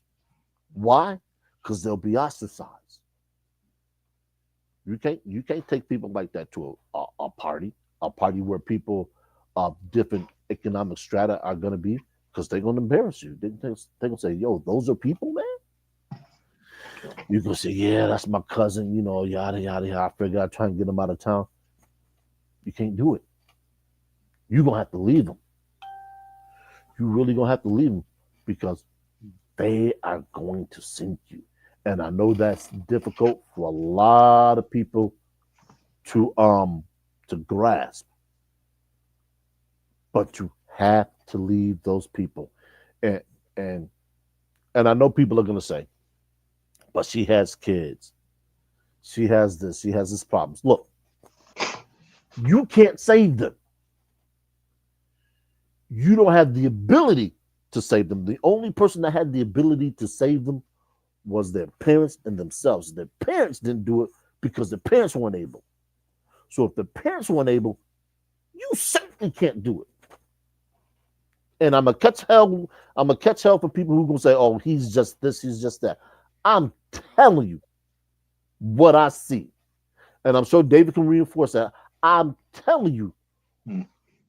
what's coming down the pipe for kids who don't have structure, somebody that can lead them, and more importantly, somebody that can teach them who they're willing to listen to. This is one of the reasons why I did mentoring, because these kids, and at least in this city, and to a larger part Western New York, especially in communities where economic disenfranchisement is the cornerstone of a lot of things, and that goes across ethnicity. A lot of these kids are behaving the same way. Doesn't matter if they're Native American, Hispanic, uh, FBS, ADOS, blacks, Caucasians. Cultures are clashing. They're clashing like oceans. So these kids no longer have the ability to discern certain things. When we were kids, there was some stuff that we saw, we just knew. I look, that's fucked up. Hmm. I'm not going with dude. I'm not going there. I'm not going to do this. We were raised with that wherewithal, even as latchkey kids, especially Gen X. We know boomers were, but Gen X, we were like, oh no, I ain't doing that. No, no, no, no, no, no. Nah. This is why we ask, do these kids of this generation now, Z's and millennials, do they have any common sense? BGS often talks about it on his podcast, how these boomers call these kids soft, and they are. They are not resilient. They are soft in a wet cottonelle. You tell them no, their whole world subject to fall apart. They won't figure out how. And this is something I'm going to mention BGS for a particular reason, because he talks about these things. He's talking about DEI, how it's going to impact things, and we're going to get into that in the future, and how the environment dictates female behavior. So you have a lot of these women now, and I talked about this at the top of the broadcast, who might be needing to get back with the father of their children to save some coin. And the benefit of that is they're going to be able to put something into these kids. They might be able to arrest the development that some of these kids have. They might be able to help some. We can't help them all. They might be able to help some of these young women get back on track.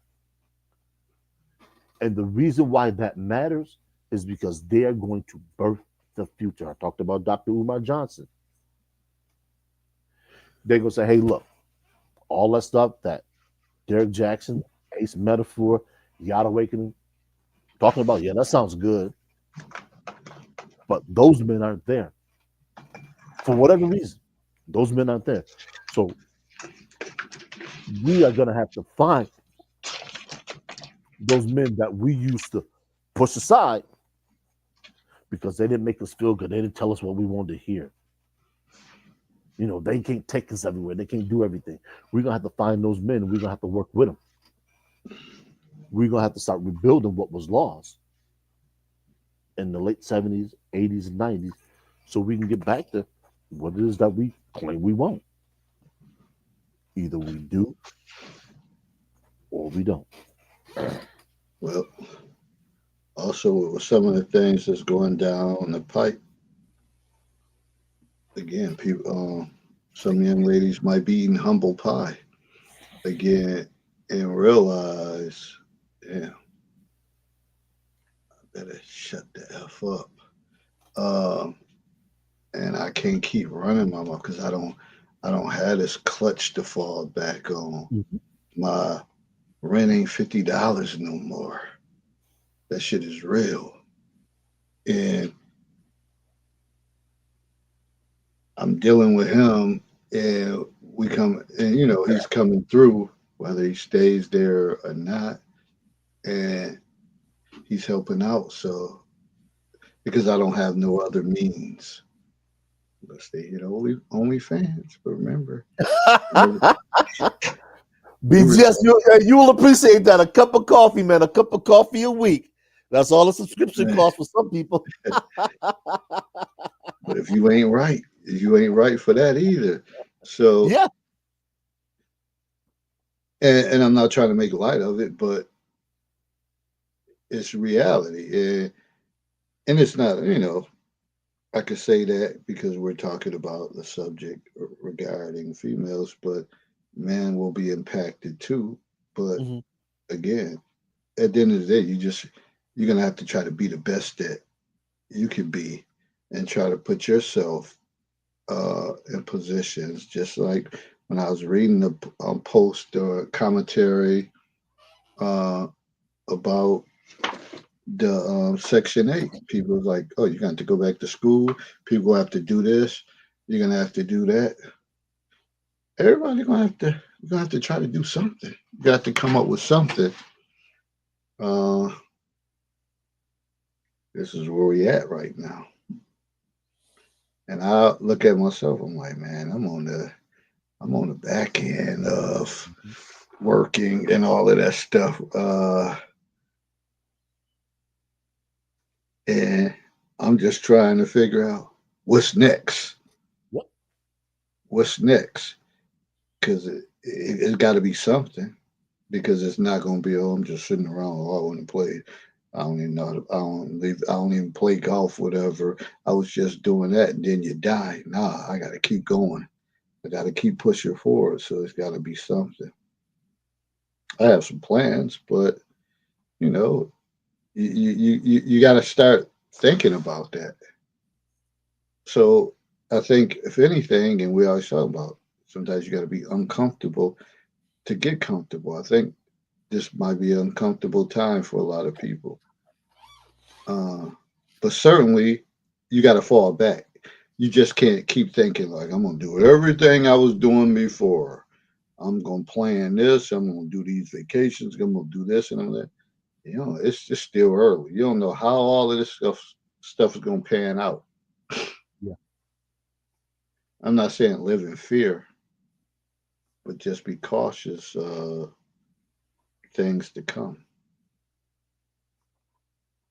And was another point I wanted to make about all of this. And sometimes we always talk about men traveling the path of least resistance. Sometimes I think women travel the path of least resistance too.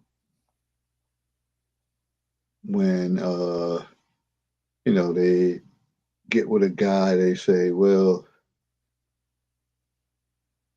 you know, he may be doing all right, but they know they're not really attracted to him or not really interested in them, but they say, they're like, well, he grew on me, or you looking like, damn, they together? Because this shit, they may feel that their options are getting limited, and again, like we talked about at the beginning of the show, they may see their friends or relatives, they have a man, they doing well. So certainly certain guys can slide in, but how does that work when there's no balance and you're really not attracted to them?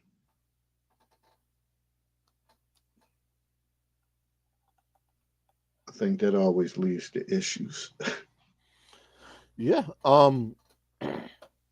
because females, mostly by their nature, they're communicative, meaning that they rely on each other for a lot. And there was a question that Teal Swan asked. She said, "What is the number one indicator of how well a child is going to turn out to be?" And she said, "It's going to be the input of the father." And BGS always talks about this, and this is very, very true in Black America.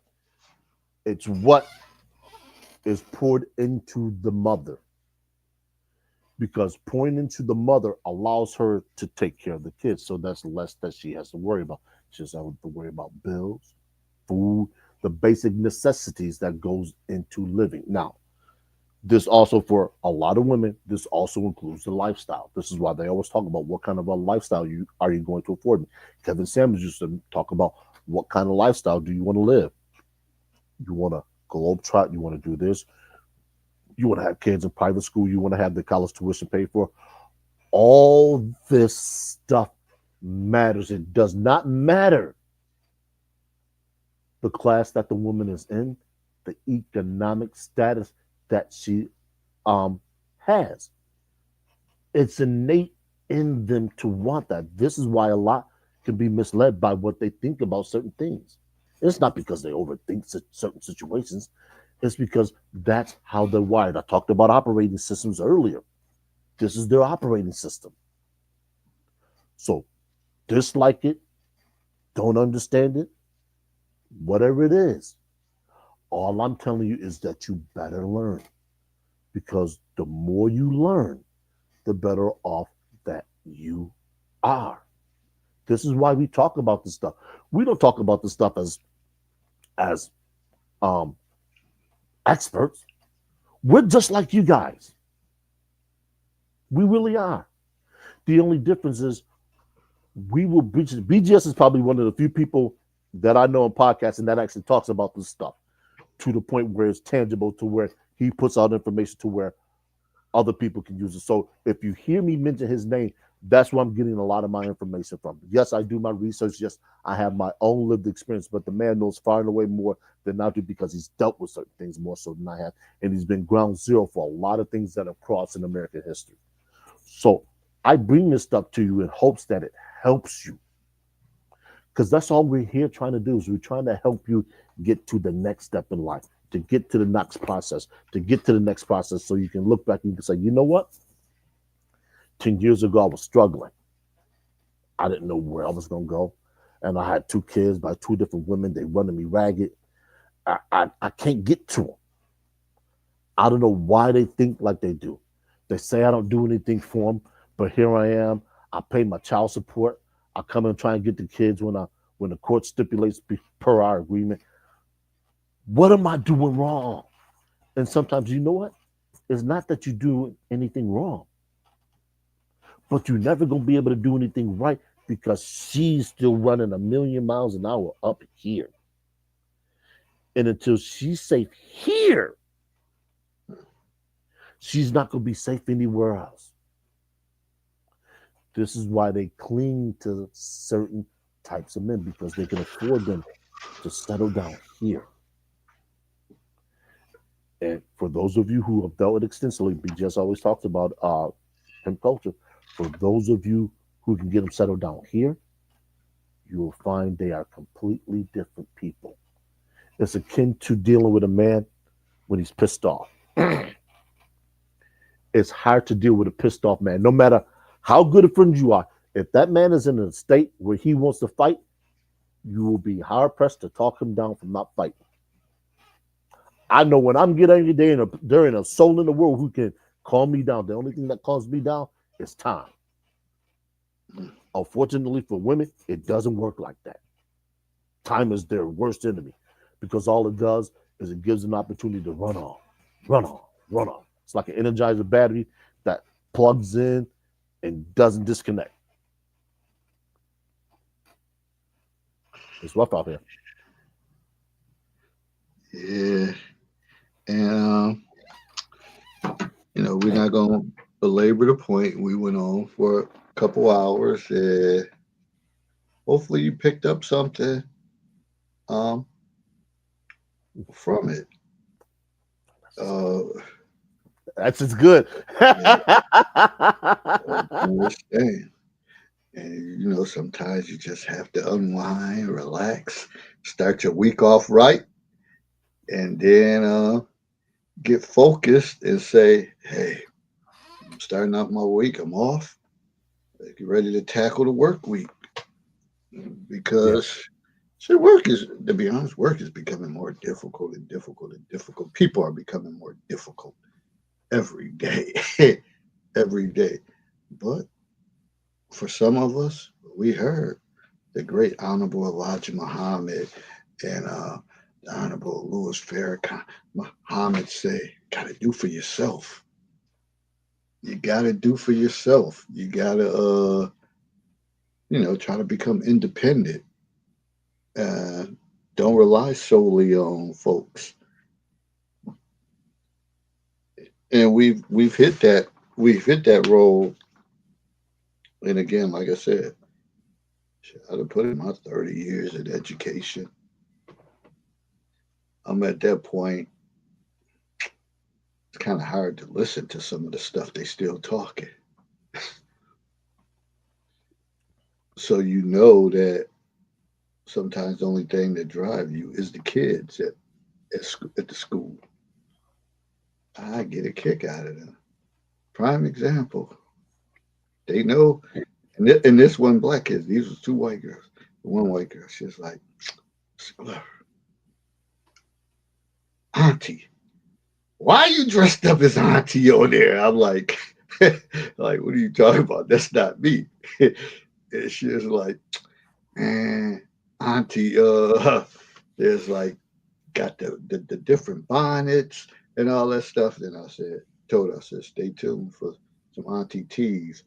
And she like, "Oh, Auntie about to have a tea come on. I'm gonna get me one. I'm getting me an Auntie tea. I'm gonna get me an Auntie tea." And all I could do was laugh. All I could do was laugh. But that's what you know moves you because you got to be creative with kids, mhm. and they got to look at you in a different light and gravitate towards you because that old traditional stuff, just talking to them and talking at them, I ain't trying to hear that. In fact, they're not gonna try to hear because they'll cuss your ass out at Yeah, 11 or 12 years old.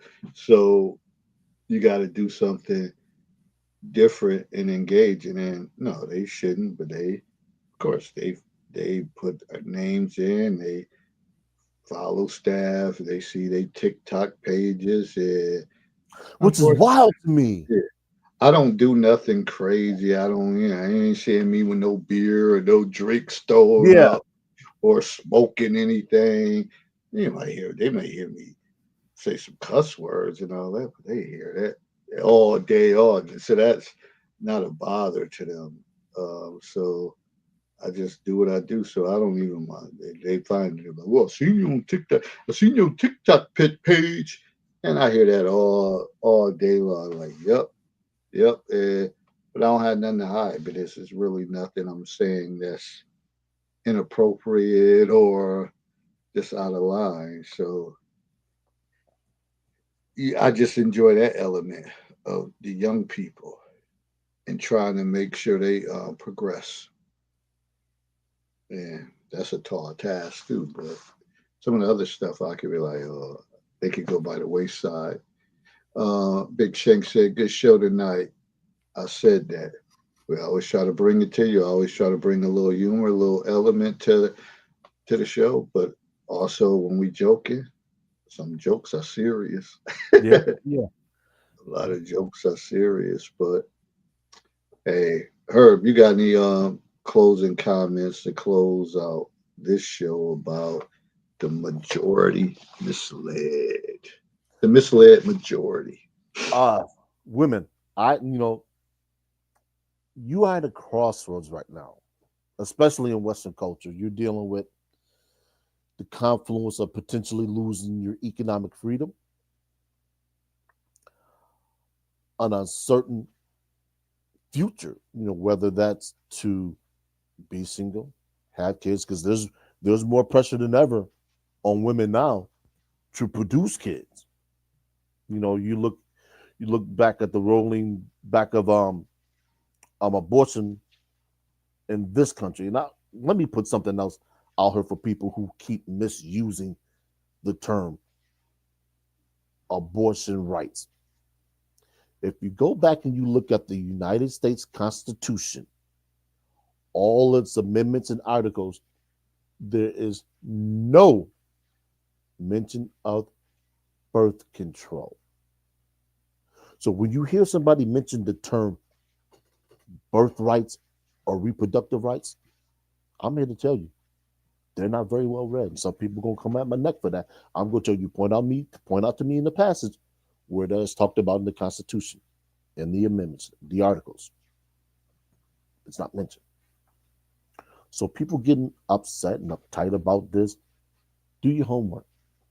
For women, I'm gonna tell you now, avail yourselves of every opportunity that comes your way. You don't like the guy? Don't give a damn. Can he help you get to where you want to be? Use him.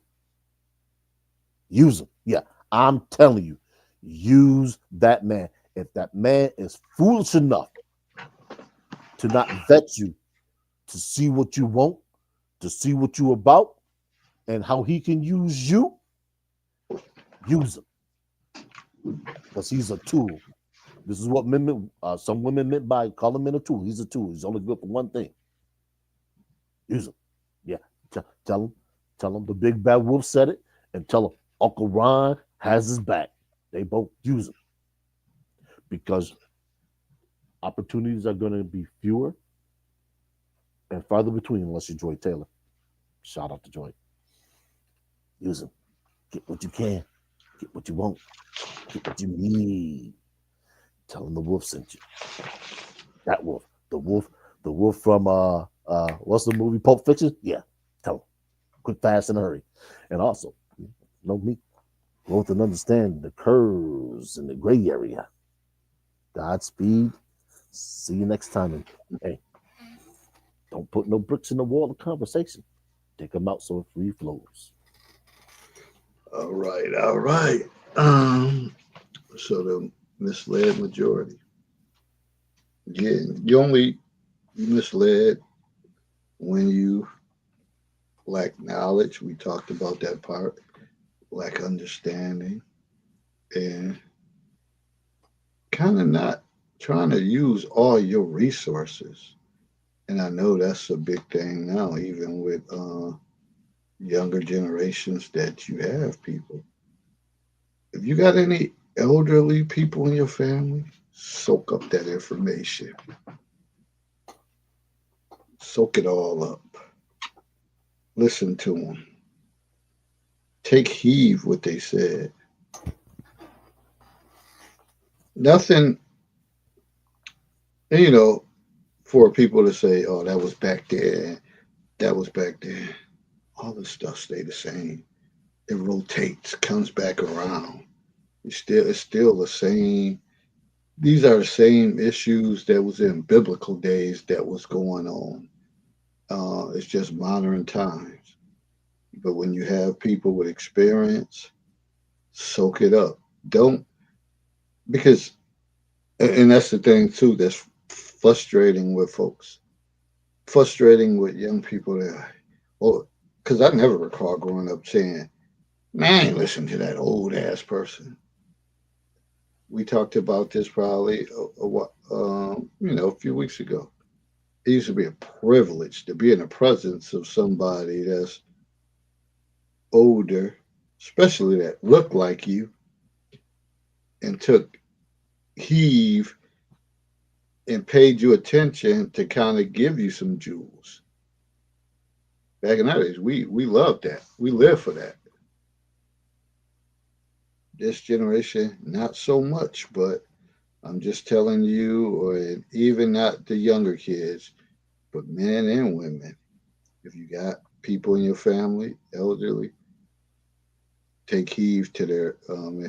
You don't necessarily, not everything they say is like golden, but you got to take bits and pieces from people and make it work for you. But at least you got to hear them out because more so than any time before, we're gonna have to come together. The misled, the misfortune, all this. When you misled, sooner or later you're gonna have to get back on the right path, and you might need people to bring you on that right path. So we got to find the right people that's gonna lead us, keep us on the right path, and at the same time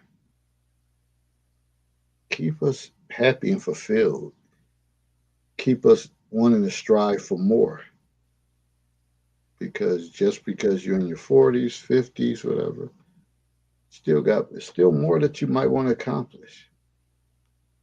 You got to tangle yourself with the right people Mm-hmm. to accomplish certain things, and you got to find out who those people are. Um, Life don't stop. You just got to keep pushing. It stops when you stop living in your mind. Stop saying, "I'm not going to do anything else." And that's when you run into problems. But again, thank you all for tuning in. Stay tuned for the clips and all the other extras throughout the week. Keep posting and sharing in the counselor's corner. And this Super Bowl week too. You got a lot of people saying they banning the Super Bowl and all this stuff. Which Got a is, lot of stuff going you on. know what, man? Which is, let me get into that real quick, man. Having watched sports for as long as I have, calls go one way, calls go another way. Is it true that Kansas City has benefited from timely calls? Absolutely. No question about it. But let's go back in Super Bowl history to the Tuck rule. Did New England benefit from the call that was misinterpreted? Yeah, they sure did. Sent them on a trajectory to Brady having went to what was 11 Super Bowls, I think, something like that. Nine, something like that. I want to say nine. He only lost two to the Giants, right? Oh no, he lost three to Three, Philly. yeah, two, yep, Yeah. two. No, is it? Yes, four. Lost one in Tampa Bay, I think it was. One, like you said, one to the Eagles and two to the Giants. Furthermore, let's go back to the championship game or a divisional round game with Dallas and Green Bay, where Dez caught the ball and was trying to stretch for a touchdown, and they ruled it incomplete. Changed the trajectory of Tony Romo's career. Bad calls, missed calls, they happen. It is a part of sports. So for those of you who are talking about you want to boycott the Super Bowl, knock yourself out. Me personally, I'm watching. Why? Because I'm a sports junkie. And those of you who know, That Sundays now for me, they're available after this coming Sunday. Now you can call, you can text. You want to set up something, let me know. But I don't buy into the conspiracy thing because, and you can ask David, you can ask anybody who's played sports. We didn't get into sports because we thought they were fixed. We got into sports because we wanted to prove we were able to compete among our peers. Football, granted, has played a large part in the United States of America.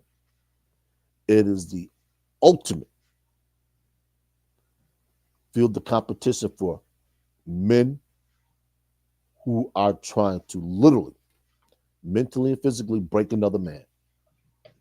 There are very few sports where that kind of combat, if you will, exists. Boxing is probably one or the other. Maybe hockey.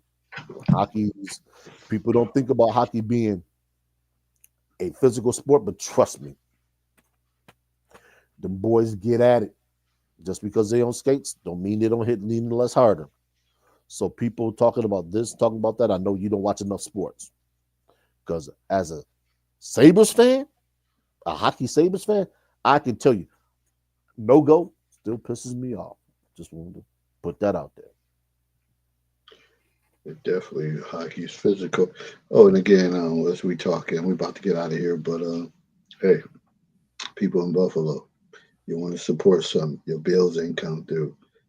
Let's pump up this ABA league, the Buffalo Extreme. You got games going on. You got different events going on, and it's cheap.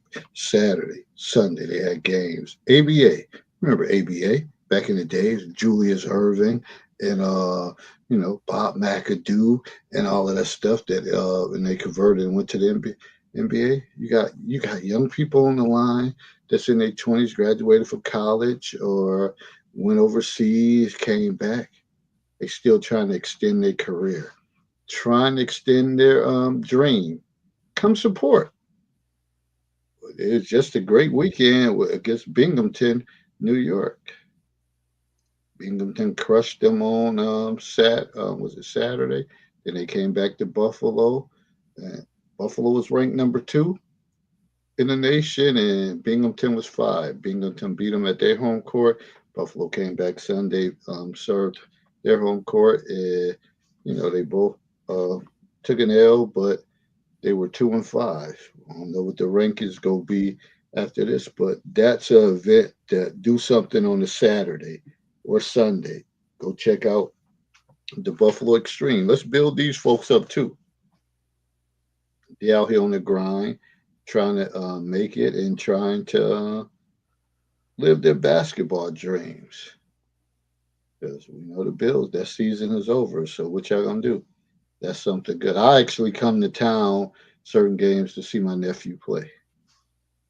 Certain games like, yo, let me go. I'm gonna get to come down there, check him out because I love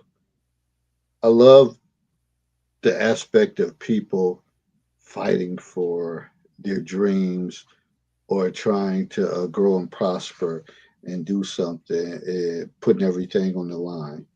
It's nothing better than that. Probably that's why I like boxing too, uh, because hey, you got one shot at sometimes, and you gotta make the most of it. But here we have it. We just we sounding like Auntie. She probably rolled over and said, "They ass still up there talking." But we out. Everybody enjoy your week. Again, stay aware, pay attention, read, watch what's going on in the world. Uh, don't rely everything on social media or whatever. Just extend yourself to find out things in different areas and keep trying to be the best that you can be. Just keep trying to move forward. That said, we out. On to the next one. We'll see y'all next time. Stay tuned for the clips and stuff from this broadcast. All right, we out. Peace. All right, people, y'all take care. All right.